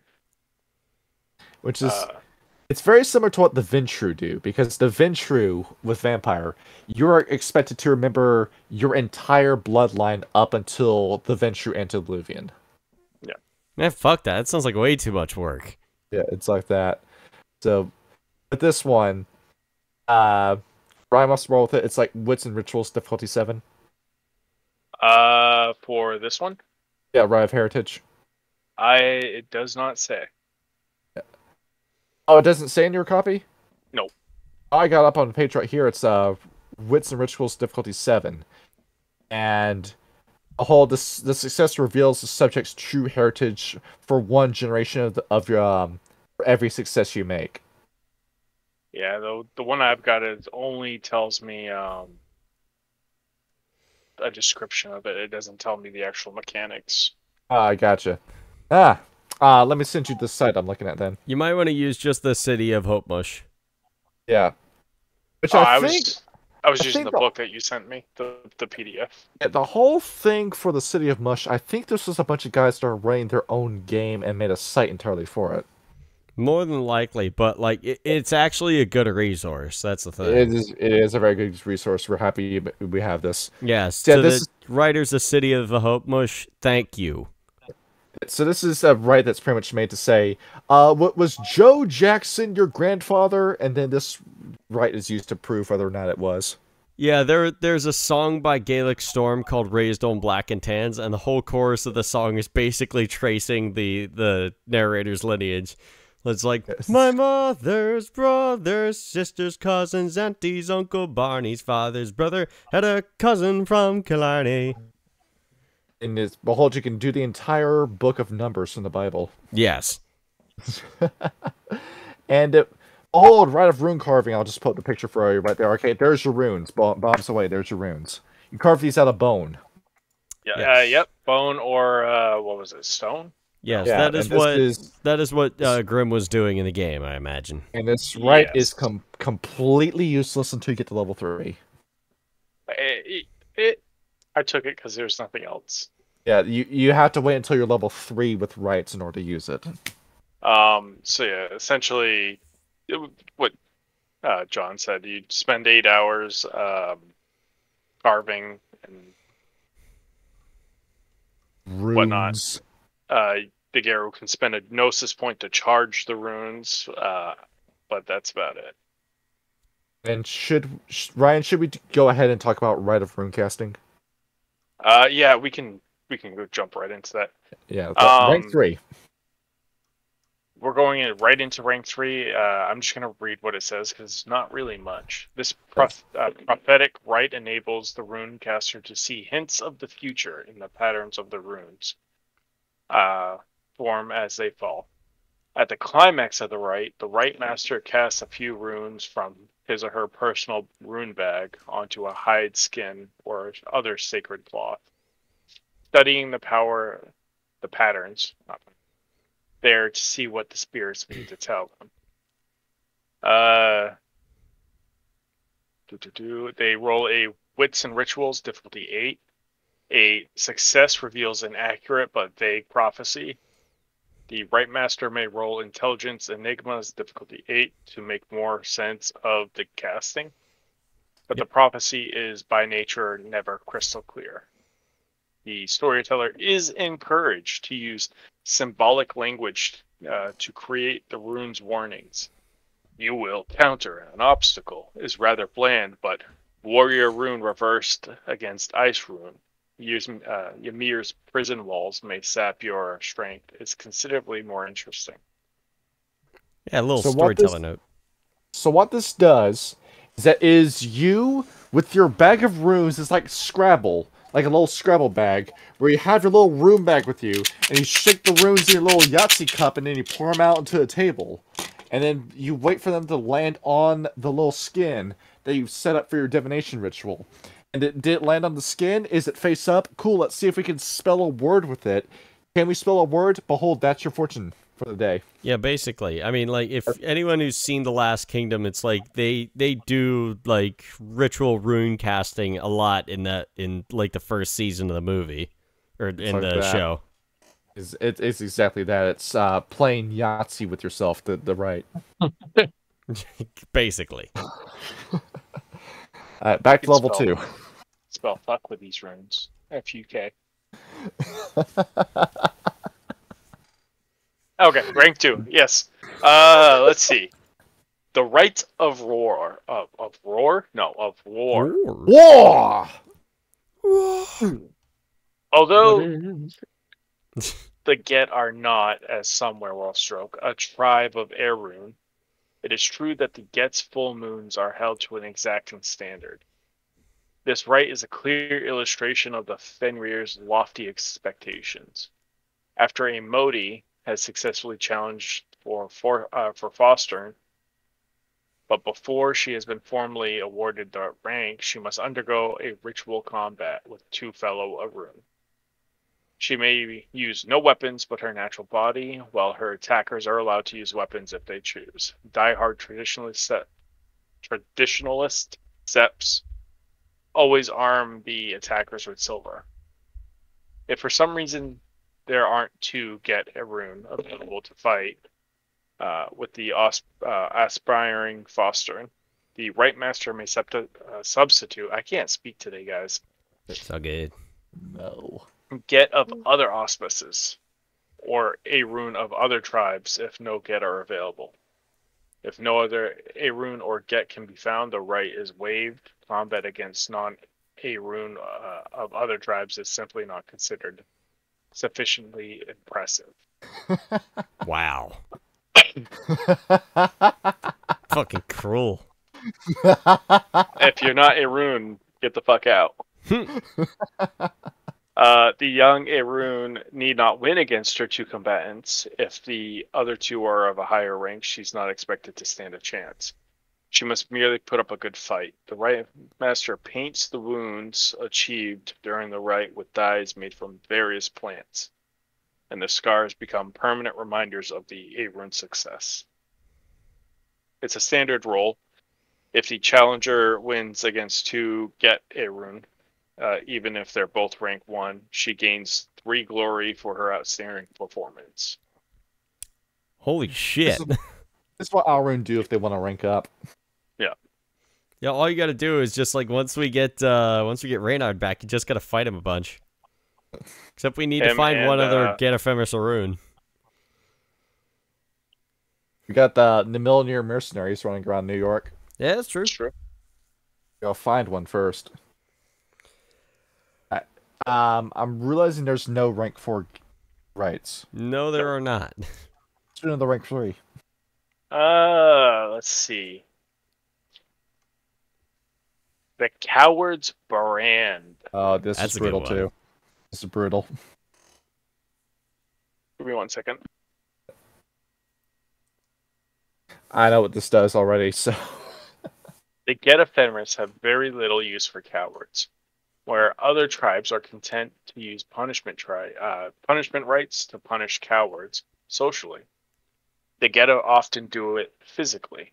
This rite is used to punish those whose cowardice endanger their packmates or kin without actually causing their deaths. Those cravens whose cowardice killed a packmate are more often subject to the hunt or worse.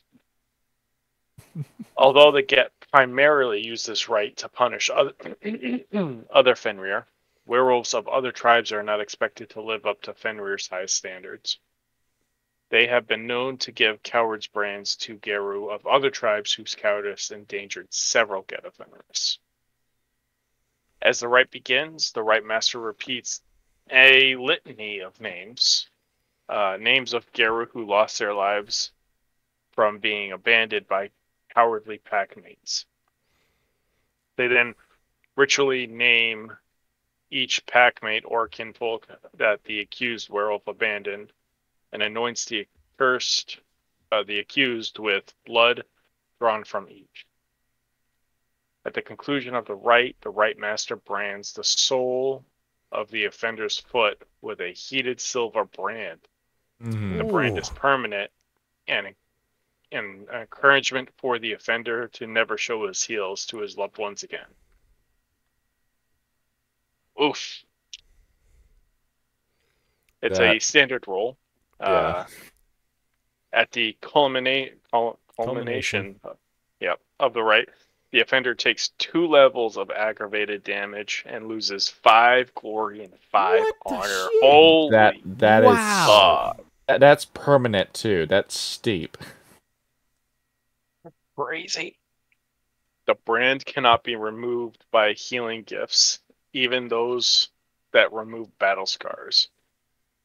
Legend holds that a Fenrir who receives a coward's brand managed late to atone with deeds of great valor. His reward came when great Fenris appeared and bit off the branded foot, leaving him crippled but his honor fully restored. That sounds like a really great story there. Yeah, I think the Get of Fenris hates cowardice. That Hey, kind of don't makes fucking me say. want to like. That kind of makes me want to play as someone who, from the beginning, was branded a coward, and the entire campaign is just a redemption arc. Yeah, that'd be Right. fun. We're gonna find out that Reynard's foot's fake. Yeah. He's a wooden leg. a peg leg werewolf. There's one more left. Orion, the Rite of Conquest. This one is fucking awesome. Read what it does. Getting a drink of water. Take a drink, dude. Drink This your is water. one of the rarest of Fenrir rites, performed whenever a Jarl has gained his rank by slaying his predecessor in fair combat. The rite was more popular in olden times, but in these days the Get of Fenris don't have the numbers to permit many lethal challenges for the post of Jarl. The rite acknowledges the history of both the fallen Sept leader and the new Jarl. The Rite Master guides the new Jarl through the steps of establishing his new rank. The new Jarl must devour the heart of his predecessor, thus symbolically gaining the wisdom to rule his Sept properly. The fallen leader's possessions are turned over to the new Jarl in accordance with the litany. But relatives with a claim on weapons or fetishes are allowed to challenge the new Jarl for their possession. It's a standard roll. If successful, the new Jarl gains instant knowledge of one of the fallen leader's gifts. Storyteller's choice. Higher level gifts are more likely, even if the new Jarl is still not yet of rank to use them. It's kind of cool. Yeah, that's really neat. That could be a story in of itself. Now you may be wondering, what is so good about this gift? Well, it's because I typically don't do fetishes. There are some crazy fetishes with this one. Like the Hammer of Thor, which inflicts strength +3 damage with aggravated wounds. upon hit. Isn't that the thing I just got? Yeah. Oh, no, you have a Jarl Hammer. No, this is the fully upgraded version. Oh, I see. If I manage to get Grandfather Thunder before he disappears into the Deep Umbra, then maybe. Alright. Shield of Heimdall. With the shield adds 5 dice to your Werewolf Soak roll. Oh, that's fucking busted. And Wotan's Spear Gunyear, which is a spear that suffers no range penalties when thrown. It just flies forever. It has the innate ability of Sense Worm, and will deal strength plus 5 damage on contact. Fuck. Graham, that's what, 11 plus 5, 16. That's an I insta thought, kill. I thought my little dagger was OP. Nah. Jesus. You got Gunyear that's going to immediately kill. I don't think there's a single enemy in the game that can survive that. Maybe a drone? No, I think this could kill a drone too. Like even like the Jesus. Nexus crawlers, I think this could kill. That is Good fucked. It's a good thing there's only 2 in known existence. Exactly. Better make sure you keep your hands on those at all times. And next up, right at the end of the show, we get to do totems. Let's do totems. All right, Fenrir. Let's get the image me and you made, Sean. Yeah. There he is. Fenrir himself. Yeah, that's a good one for Fenrir. Not gonna lie. It is. Or a guy who's pissed as hell 24/7. It looks like his front canine is out of place, but I think maybe that's all right. Yeah. Yeah. Yeah. He's That got checks out. Tom Cruise teeth. Yeah, a little bit. Fenrir, it's Fenrir. Bombs away. We've already talked about Fenrir. We know how this guy works. Traits. Background cost 5. Individually, you'll get 2 points of glory renown, and will increase one of your physical attributes, either your strength, dexterity, or stamina, by 1. As a pack, great respect follows those who follow Great Fenris, and you will typically be tested with wild hunts, but the Get of Fenris don't exactly help you if you have Fenrir as the totem. Once again, you need to prove yourself to the Get. Just following the totem isn't enough. The ban. Get of Fenris must never pass up the opportunity for a worthy fight. When you see a take it. Yeah, it sounds about right. Next on our list, I like that this character is enigmatic. Like, we don't have a crystal clear story about her. Snow Queen. There's another picture we made for her. Y'all been on that mid-journey shit again, huh? Yep. Now think with her. There is a Danish fairy tale, the Snow Queen. And to very, very quickly give a synopsis on it. See, this was written by one Hans Christian Andersen back in 1844. What the Snow Queen was is that it was a queen that had a mirror that was made by the devil. That by snapping off a piece of it, she could throw it magically into somebody's eye. That would cause the glass to shrink into their minds and turn them into evil people.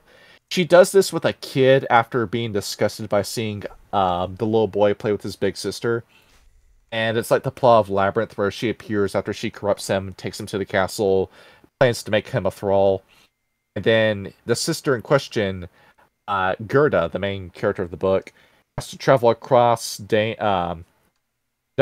What am I fucking saying? Denmark is the name of the country, sorry. Yes. In order to save her brother. Ice Queen says, when she finally gets there, okay, you can have your brother back, but you must solve my puzzle first. She puts the brother in front of Gerda. Gerda, instead, just cries over her brother being captured. And upon seeing the sheer compassion she has for her brother, Ice Queen says, well, now I feel bad about doing this. Here, have her brother back. She ends the curse, and then it's a whole moral about showing compassion for those that you love, even if the ones you love end up hurting you, don't ever stop loving them. Was the whole moral of the story. It's odd totem for the Get of Fenris then. And here's the It's thing also with just the plot of the labyrinth. The Yeah, whole plot is just the labyrinth. pretty much that. It's like that story is directly based off the Snow Queen when you look at it. She's like Yeah, 100%. What was the name of the evil witch from the What was the name of the witch from Lion the Witch in the Wardrobe? I think it was just a witch. Yeah, I think so too. Was it the Oh. White Witch, maybe? Yeah, the Yeah, White White Witch, or whatever her name is. I thought she had an actual name. I thought so too, but I forgot. I don't remember now. Like the H Lion, U the S E. Witch, and the audacity of this bitch.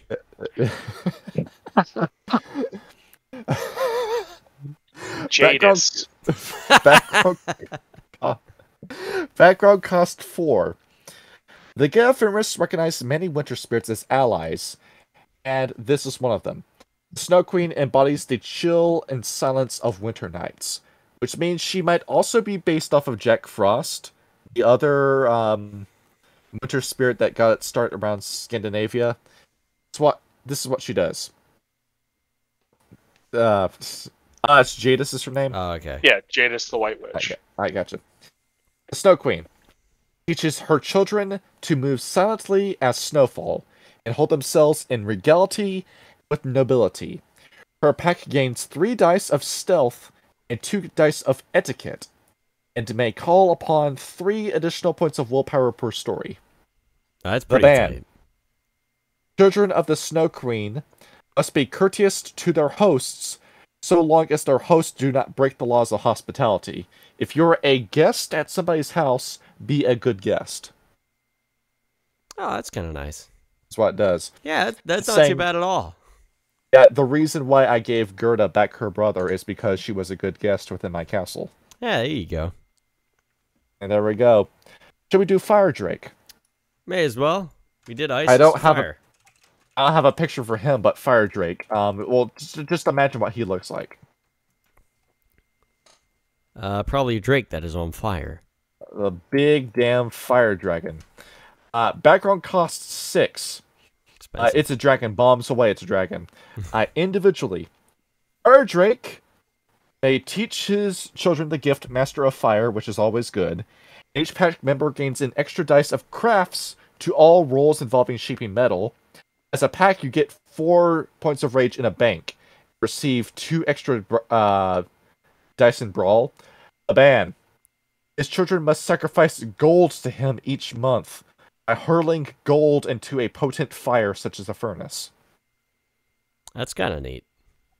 Give me all of your money, and I will give you power. Surrender me your gold, and I will grant you unparalleled power.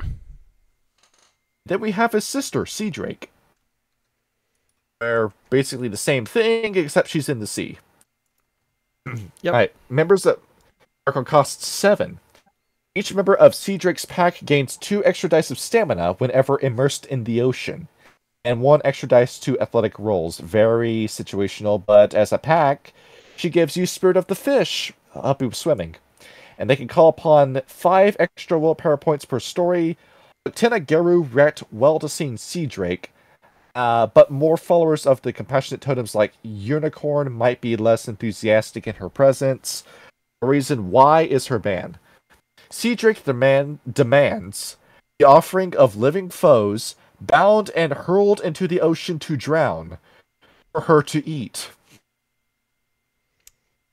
Once each session, at the least. What the fuck, Richard? See.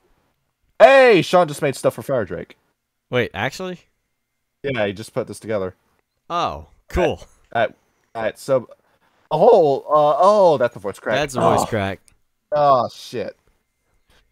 Behold, there's your fire dragons. Yeah, it looks. I don't know. One of them looks kind of goofy. That bottom left corner one's a little fucky. I like that top right one though. That top right one That's looks why pretty tight. there we That's go. why I upscaled that one. Yes. Behold, Gold. give me all of your money. Money. We've got to have money. Money, money, money, money. Next up, Hrafan, which is just Raven by another name. I think this is the third time we've talked about Raven. I think, but you know Okay, what? let's skip. Forget it. Let's skip Raven. Let's move on to the next one. Okay. Cuckoo is a fucking asshole. That's his character. Oh, Cuckoo? And the whole story behind him is that he was this complete asshole sociopath who realized that he burnt down every bridge he ever set up with and went to Fenris and said, hey, can I be a part of your brood for my own protection? And Fenrir looked at him and said, funny little bird. and that was it. That's how he got to be a part of Fenrir's pack. That's kind of funny. He makes Fenrir laugh. That's the only reason why he's there. And this is what he looks like. We made a little diffusion of him. He looks like an very asshole excited bird. to see you. He's an asshole bird. He's excited because he's going to pick up your kid and then drop him out of your nest and replace him with his own. Checks out. The fucking bird version of prom night dumpster baby. Yeah, brood parasitism is what these birds do. That's fucked. Behold, the cuckoo. Background costs 6. Individually, you lose 2 points of honor renown. Why? No benefit. You just lose honor. What? But as a pack, you gain a dot of manipulation, 2 dots of subterfuge. 1 pack member at a time can use this ability to be overlooked. A manipulation and subterfuge roll, difficulty 6. Anyone who notices her must make a perception and alertness check to realize that the werewolf is doing something they aren't supposed to do. It makes you better at sneaking and playing asshole pranks on everyone else. It's kind of funny. The ban. What? The ban. Cuckoo's children must never pass up an opportunity to improve their pack situation at the expense of others. It sounds like it should be a Silver Fang pack totem. Yeah, this guy's a fucking asshole. That's his whole character. Or a Shadow Lord totem. Shadow Lord was the first thing I thought of. Yeah, I got it mixed up. It's like the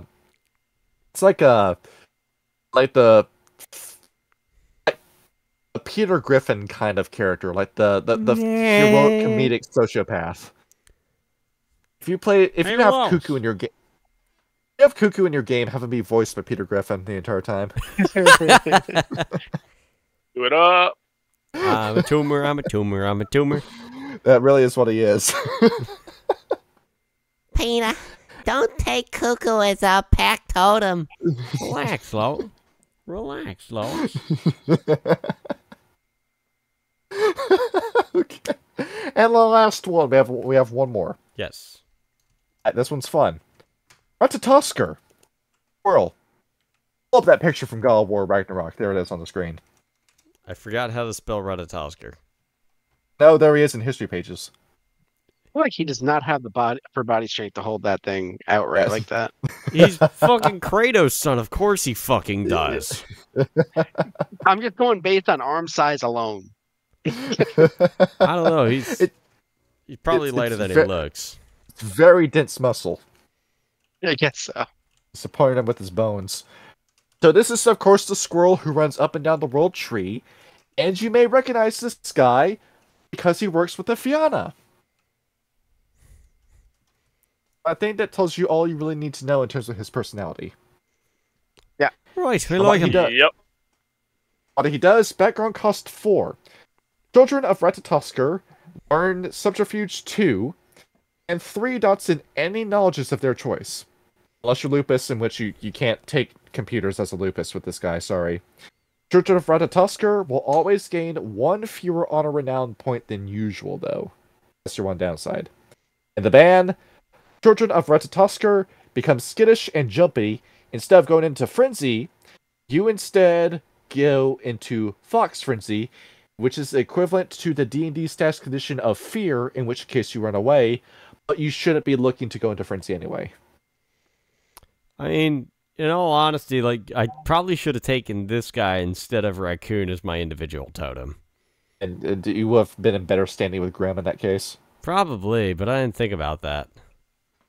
We could have had a scene where this guy appears in the Umbra, jumps onto you, crawls across your body, reaches into your pocket, steals your acorns. Fuck's sake, man! I was saving them. I Yes. was trying to make a walnut liquor. Yes, I am indeed Ratatosker. Very good acorn you've brought me this time. Salty with a little hint of squid ink. Would you care to share, Grim? Yeah, I should have taken this guy instead of Raccoon. Master Thief Raccoon. Yes. And unfortunately, we could not put Ratatosker in our 3.5 book. We've run out of space. Damn. We will have to do an eventual supplement. Yep. We could do that. And next, the miscellaneous portion of the show, the apocalypse scenario. Yes. This one is fucking awesome. Okay. So the Get of Fenris, their whole apocalypse scenario is that they chase after the Black Spiral Dancers after being sick to death of nobody being able to kill these guys. They say, fuck it, fine, we'll do it ourselves. They chase after the Black Spirals, chase them into Malpheus. The Black Spirals set up a trap. The Black Spirals run all the way to the bottom. The Get of Fenris corner them. And then boom, there's the Defiler Worm with the Corruption Hammer, who swings the hammer down and ends up corrupting, I'll answer that in a minute, corrupting the Get of Fenris. But the whole thing is, the Get of Fenris aren't corrupted in the way that they would have liked. That sheer conviction to Gaia still exists within the Get of Fenris. They become a tribe known as the Pure. Once again, don't fucking bring up any racial shit with this. It's not the case. So, Kyle, I think I mentioned to you before the Shin Megami Tensei 4 faction, the White. I think so. That's what they are. They are pure, simple forces of death. You are going to have to zoom in on this picture because it's very low resolution. It looked like this. Really zoom in on that picture. They just turn into marble statues, basically.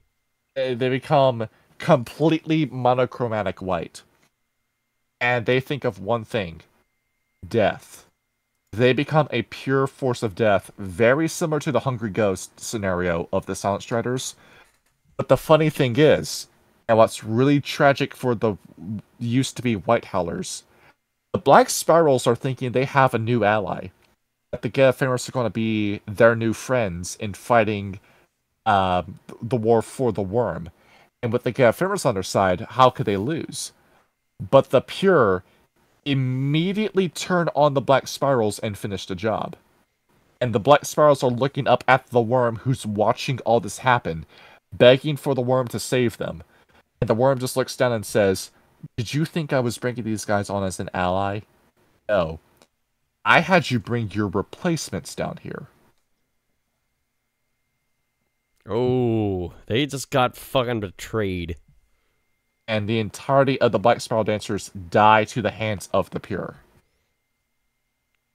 But then you have the Pure, who are probably even worse. Way fucking worse. If the Get of Fenris fall, there's no hope. That is going to be an apocalypse scenario because the Get of Fenris are just that otherworldly strong. Now imagine them with Fomori powers. Oh, that'd just be terrifying. Absolutely. Especially when you have stuff like molecular weakening, where you split atoms upon touching somebody. Christ. It's not even fair. It's like that. The thing is Was it? The thing is with the Pure, is that if you know how to fight Korn in 40k, that's your tactics. Just never, ever engage with these guys in melee range. Just fight them from a distance. And The it's glass like the band corn? Yeah, is that like Korn, the Chaos God. Oh, I see. The Glasswalkers could have a chance of fighting these guys, but these guys kill a shitload of people just from going in and doing Korn tactics of running in with melee, smashing everything, and destroying everything. These guys cause a ton of destruction. And by the time the Get of Fenris are dead, as the Pure, majority of the planet has already been destroyed. That quite literally is indeed apocalypse scenario. And at the same time, the pure don't listen to the worm. They don't listen to anybody. They have a one-track mind of, we are angels of death. We're going to kill anything and everything that moves. It's a pure force of destruction. The best analogy I have is the Batcher from Off. That's the best example I have. Where it's a guy who comes into a world to purify it. What he actually means by purify is extinguish all life except for himself. Well, we are all dead. We are all indeed equal. That's what it means. And you were saying, Sean? It's the truth. That's it. That's their scenario with the Get of Fenris. Don't let the Get of Fenris fall, and don't go with the stupid fucking shit that you did in 5th edition where you turn them into the Cult of Fenris. That's such a fucking bullshit idea. No, The Get of Fenris are cool. Stupid. They're just fucking cool. You could have gone in an interesting direction with that by having them fall to Gaia, because that's what it sounded like at first. Where they become so vindictive in the mission for Gaia that they end up overdosing on Gaian spirits and pretty much become a Trebekami. That would have been cool. But no, they're just assholes now for no real reason beyond just being assholes. I think it's just Justin Achille being jealous that somebody wrote something better than him, because his name is on neither of these books. Well, yeah, and this book is by far one of the best that I've seen so far. Not exactly. If you can't fucking match up to the same level as Ethan Skimp or any other writer, so you just decide you want to destroy the best part of Werewolf the Apocalypse. Yes. And I will say, though, like, if it is your first time playing Werewolf and you just want to kill shit, play the Get of Fenris. That's what Ryan did, and he's having a great time. Yes. It's great. It's a fucking blast.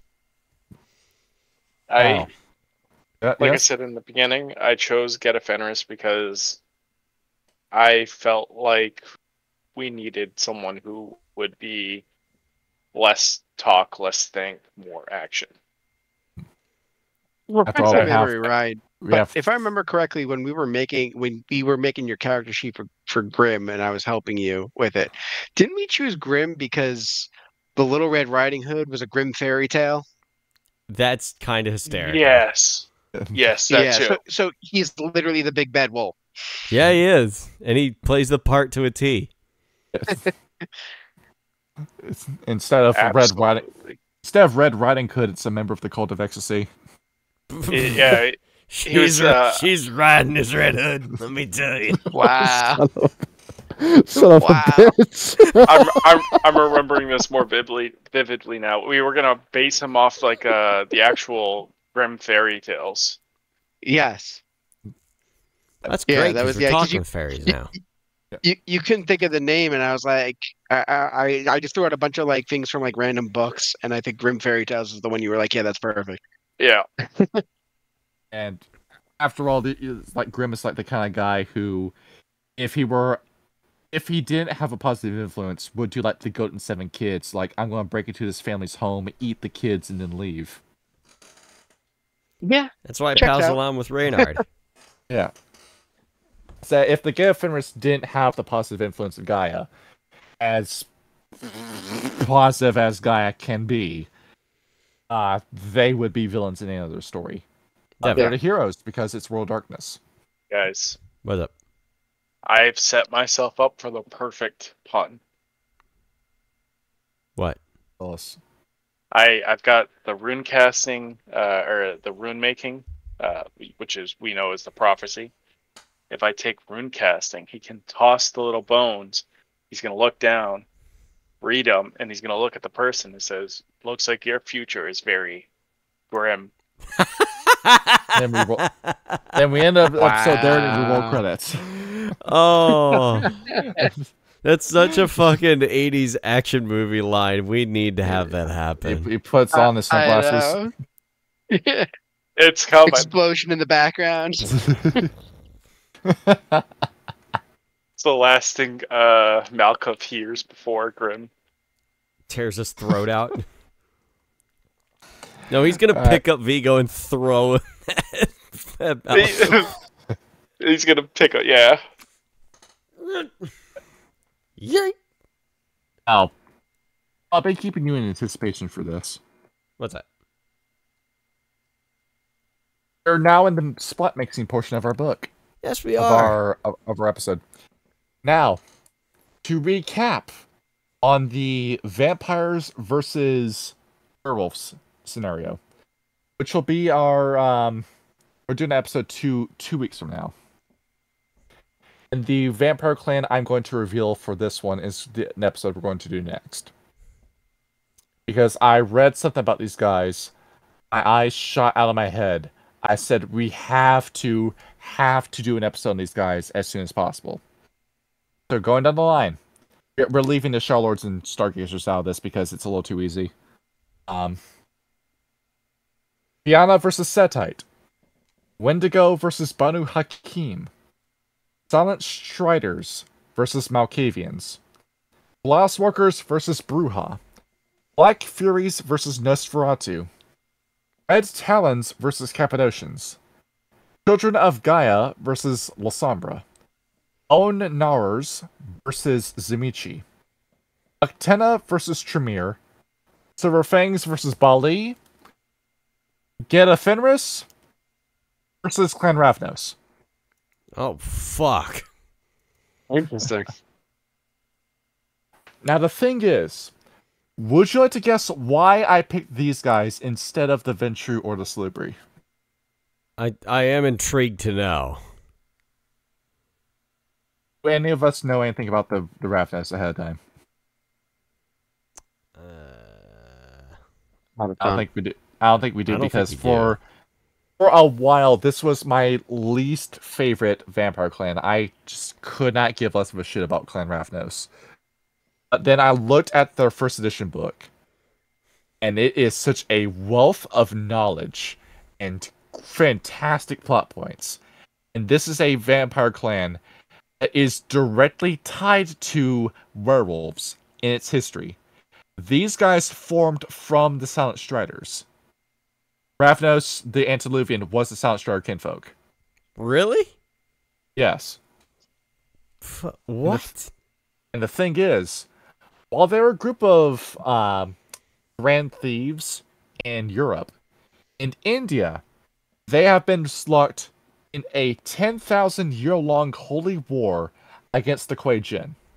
Very similar to the same war that the Get of Fenris have been waging against the Worm for another 10,000 years. You're fighting the same war. You're fighting a demonic entity. You're fighting for the benefit of your people and your planet. You just don't know it. You don't know each other. And a worthy opponent, their battle shall be legendary. And the thing is, the only reason why the Get of Fenris would not get along with the Ravnos, chemistry. They use illusions. That's it? Yeah, that's because the illusions they use, that's such a fucking deal breaker with the Get of Fenris. But there's one other thing that the Ravnos do. The Path of Paradox. Would you like for me to stop talking about the Get of Fenris for a second to go over what the Path of Paradox does with you? Please regale us. This blew my fucking mind. So, the Path of Paradox is a path of enlightenment that encourages acts of chaos. Think last, act first. If it causes madness and chaos to happen, do it.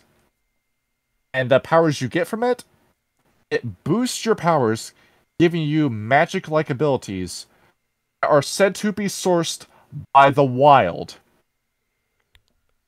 There's no fucking way. There is a way. These are vampires. These are vampires of the wild. That is fucking crazy. We are doing it Ravnos next week. Yes. Tune in next time to see the Clan Ravnos episode. Clan Ravnos, because two different holy warriors, one fighting for Gaia, one fighting for the wild. But they would never work with each other because they never agree with their tactics. You're both heroes of your own story, but there's no way you could ever collaborate. No. And of course, you both lost your martyrs. Fenrir has been bound to the Umbra. Ravnos, well, we don't exactly have a body to confirm, but a lot of people are pretty sure he's dead. And of course, Ravnos went down like a fucking champion, blocking out the sun with his magic, fighting wave after wave of Kuei Jin, causing the Technocracy to order Code Ragnarok, which is their end-of-world scenario code where all hands are to be present on deck. They had to invent a solar laser orbital beam just to put Ravnos down. He literally held off all the Kuei Jin and the Technocracy by himself. For 3 days without sleep. Jesus Christ. Yeah. On top of that, this guy was getting hit in the face with ICBMs, and he survived. This was all in the Kashmir Mountains of India. I feel like that campaign for Vampire would be one of the most brutal one-shots ever conceived. You had the Stargazers who detailed being in India when that happened. They all looked over their shoulder, they saw the Ravnos Antediluvian, they got the hell out of there. But yeah, they're like, if that guy finds us, he's gonna kill us all. Fucking right. Yes. And that is going to be our pair up. Mage. They don't like the mages. I don't know, Grim. You know what? Graham, you like wizards? He does now. See, let me tell you the two that they would fucking hate though. Or the Order of Hermes being the first one. Well, yeah. That's because they made up the Thule Society. And of course, the less ties you have to the Swords of Heimdall, the better. If you see a Hermetic, kill it. Mm-hmm. Also, you're not going to win the fight against the worm by trying to ascend. You got to go into Malphite and fight the worm hand to hand. That's what they're going to tell the Hermetics. The other one they don't like anymore, they used to like them, but not anymore. Clan Verbena. The pagan blood mages. What did they do wrong? What they do wrong is that they're outwardly racist. Oh, yeah, that'd do it. But wait a minute. Is that... Yeah, that goes to show like the Get of Fenris don't base everything around race. The Verbena do. And we'll point out that whole interracial marriage flaw that was in the book. That would get you killed if you were caught doing that with a Verbena. Really? Oh, jeez. Okay, yes. So the Verbena are much worse than the Get. They hate minorities that strongly. Jesus. And of course, the Verbena are also brutal as hell because they use the blood and semen of victims to cast their magic. Yeah, it's just fucked up. That its practice is more brutal than the Get of Fenris. And there are also the recruitment drive, tricking neo-pagan witches, like the whole witches versus patriarchy subreddit, into joining them so they can harvest them for spell components. Okay. Yep. Yeah, that's Wild. a bit fucking far-fetched. And I don't really see them get along with any mage, really. Like, the Sons of Ether, no. The Virtual Adepts, no. The Cult of Ecstasy, maybe. The drinks are going to have to be very, very good, though. As it turns out, Grim has proved that. See, the Akashic Brotherhood, get out of my face, you samurai retard. I'm not listening to a thing you have to say. Celestial Chorus. No. Absolutely not. They would never work with this. Never work with the Celestial Chorus. You want to know why? Why is that? Because the entirety of the Get of Fenris, atheists. Every single one. Well, I thought they'd be pagan, but you know. It's that they specifically hate the idea of gods in general. I mean, they did fight Odin twice. The clan of White Jesus. Why Jesus bless you, Robert? They look at all religion and say, we have one God, that's Gaia. we will never worship any human construct, which is what they see all gods as. That makes sense for the Get. And the only ones I can think of are the Dream Speakers, where they might say the Actina have already gotten to them. They're lost cause. They're rubbing shoulders with the Actina, the Snake Freaks. The Euthanatos, though. Maybe. If they share a target, I could see them working together for a day before they part ways. Mm-hmm. In terms of... Well, I think it wrote itself with changing the dreaming. Especially with the Boggins and the Knockers. It's like, hey... Elfheim, Niflheim. Yep. We need cool weapons to go kill the worm. I can help you with that. Let us build some stuff. You want to reenact an entire campaign that follows the events of God of War Ragnarok? Well, behold, there's you go. There you go. There's your Get of Fenris and changing the dreaming game. There Bombs you away. are. Bombs away. There you go. They don't really pay much attention to wraiths, however. The wraiths, they probably would want to get these guys out of here because you're stuck on the material plane. In the Shadowlands, you're not in Valhalla where you should be. Well, yeah. Let's get you. What's up? Let's get you out of here. Let's get you reincarnated. What could be like, I remember watching The Last Kingdom, and from that show, the belief was that if someone was killed dishonorably, like how young Ragnar was killed by, I think it was Ethelhelm. Yeah. And he was stabbed in his sleep, and he couldn't get his sword in time, so he was sent to Niflheim. So in order to save somebody from Niflheim, you have to find the man who killed him, and they had to have the blood of his relative, which happened to be Brita, and you needed to kill him with the blood of his relative on your blade. And it could be like you want to go back and you want to do like a Viking campaign who is assassinated before he could get his sword, and you're his kinfolk, so you want to help deliver him to Valhalla to open up the gate to him. So he helps you track down the man that killed him, and you find the blood of his body or of his kinfolk, and use that to stab the man who killed him. And behold, you just described an entire campaign where the Get of Fenris team up with the Grim Legion. Yeah. See, there you go. Yeah. Entire thing right there, because the Grim Legion typically want to find the people that killed them in life, so they can pass on. Exactly. That's what that would be. Next up, Hunter the Reckoning. I think we already got a point across with Gary. Yes. You've got a boss fight. Yeah, you're both heroes, but you can't be heroes at the same time. There can be only one. And all the fun interactions you have with it. The Church of St. Leopold fighting against the Amazon forces in South America. That'd be fucking terrifying. Yeah, you got Gogol Fangs first. A Get of Fenris who is leading the warband in the Amazon rainforest, who walks around with a twin-barrel Gatling gun. I beg your fucking pardon, a what? He uses a weapon straight out of Doom. That's fucking wicked. That fight between him and the Hunter would be legendary. Yes, it would. That's like a Wolfenstein boss. Speaking of, yeah, for those of you who took the time to read the comic, the Sergeant Rage, I strongly advise that if you want to do a World War II Get of Fenris campaign, make a fucking BJ Blazkowicz werewolf fighting against the technocracy a la Wolfenstein The New Order. That'd be tight as shit. Play that game.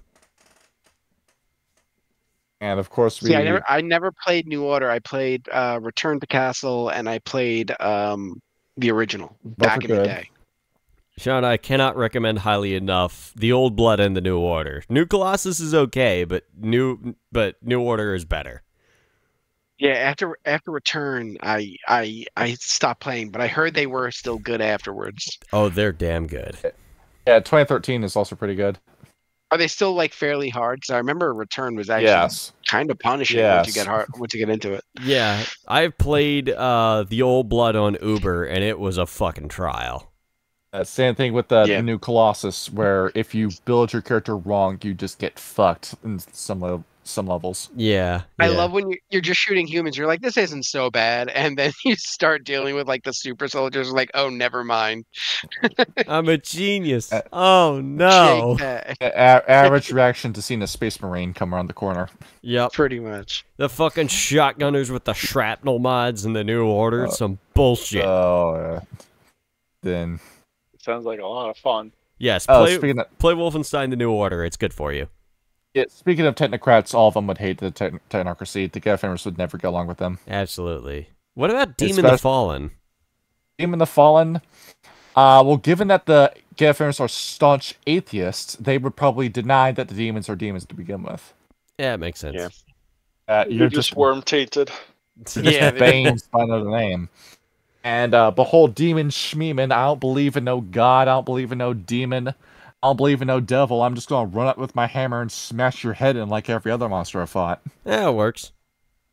There you go. I mean, to be fair, for a group of people that are so fond of killing everything in their sight, it's probably best they don't believe in God. Yeah. Yeah, more than likely. All the sins they commit. Yes. Yeah. Like, it's in their best interest to not. Yeah, I'm definitely not going to have it. Yeah, just don't think about all the things you've done over the course of your life. That's right. What's the opposite of penance? Like, what is the exact opposite? There you go. Yes. And one more thing. I think we mentioned before, you've got a Predisposition? Hello? Y'all cut out. What happened?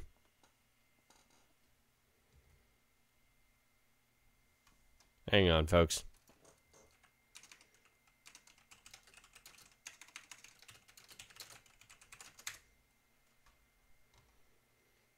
Oh, my internet fucked itself.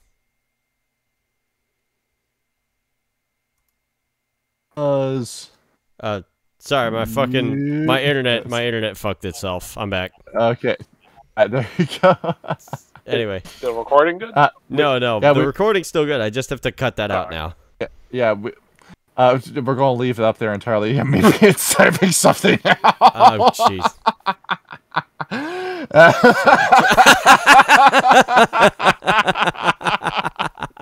I'm putting that up. I'm putting that up on screen. God damn it. We're no longer granting out that moment. Yes. No. I think we said before that the same song too. You. with the end of the history pages, I think we made a clear-cut case as to how to wrap up the Get of Fenris in a Nafandi plot.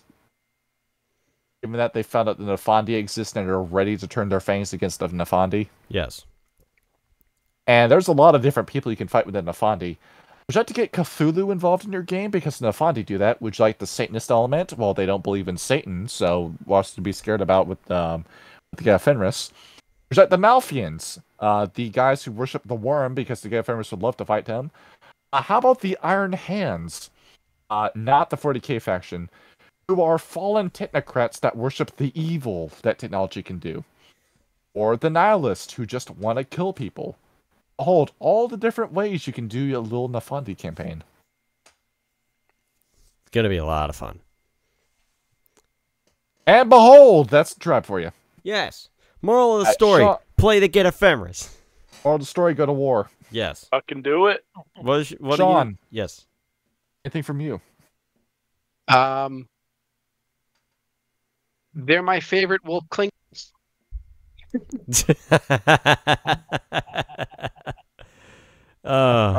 They are indeed wolf Klingons. But like the cool next generation Klingons, not like the lame like original series Klingons. Like Worf gets his ass handed to him in every fight. Tasks me, and I shall have him. So all the fun stuff with that. At the same time, like Viking werewolves, like pirate werewolves, it's just like the ideas just come to you naturally. Yes. Then build off of that idea, and then eventually get what could be your favorite character in your entire lifetime playing werewolf. Yes. You want some place to start, and you want to kill shit and kill shit really well, play the Get of Fenris. I mean, that typically is how I see a lot of people do D&D characters. They make a power build first, and then build the character second. And with that, Kyle, I told you that one of my favorite characters I ever played as was Myrick Farentinamar.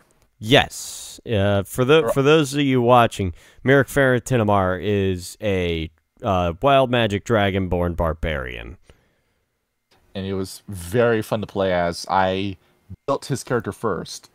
Then I decided, well, what personality am I going to give him? So I gave him the personality of Johnny Bravo. He is a big dumb moron, but I love him. Yeah, a massive womanizer with unshakable confidence. And he became so fun to play as that campaign kept going. Yep, he was a funny guy. And just looking forward to him every time I was playing as him. So that's the exact same kind of thing you can do with the Get of Fenris. You know what I feel like the Get of Fenris are? You ever see those memes where it's like the IQ bell curve? Oh yeah. And it's like the person at 70 IQ has like the same opinion as the person has like 160 IQ. Basically. And like everyone else it doesn't have the same opinion. They're all like thinking something stupid. In the middle. Right. Everyone in the middle. Yes. Right. Exactly. I feel like that's the Get of Fenris. Like, you could be like a newbie and just like, yeah, Get of Fenris, they're badass, they like to kill. Or you could be like super into the game and you want to get really into the lore and into like the nitty gritty of it. And either way, Get of Fenris is the choice. Yeah. Get of Fenris or room go / cut kill. Meanwhile, at the other end of the bell curve, We are the spawn of Fenrir. It is our destiny to protect Gaia from all assailants. That's It's right. picking the Ultramarines in 40k. You just have no downside to doing it. yes. Yeah. All And right. there we go. I'm out of things to say now. Yes. Play the Get, go kill things. War is good. It Alright. is absolutely easier to learn Get when you're just starting out as well. Yes. Absolutely. As the This Get- is as- the easiest to understand. As the Get would say, war never changes. Thank God. Right. Thank God if we believed in him. That's right. 3.5 hours of footage later, the It's the penultimate the- episode of the Galliard group. longest episode we've ever done, and for a good reason. The one you all wanted to fucking see. There you go. The Get of Fenris. Except no substitute. Yeah. And now it's going to be unlisted. You night. have 24 hours to see this video. Yep. Good night, Yeah, everybody. It's going Right. up on Patreon. Oh, you devil. Oh, that'd be cruel. So funny. Yep. GN. Good night, everybody. GN. Have a good night, guys.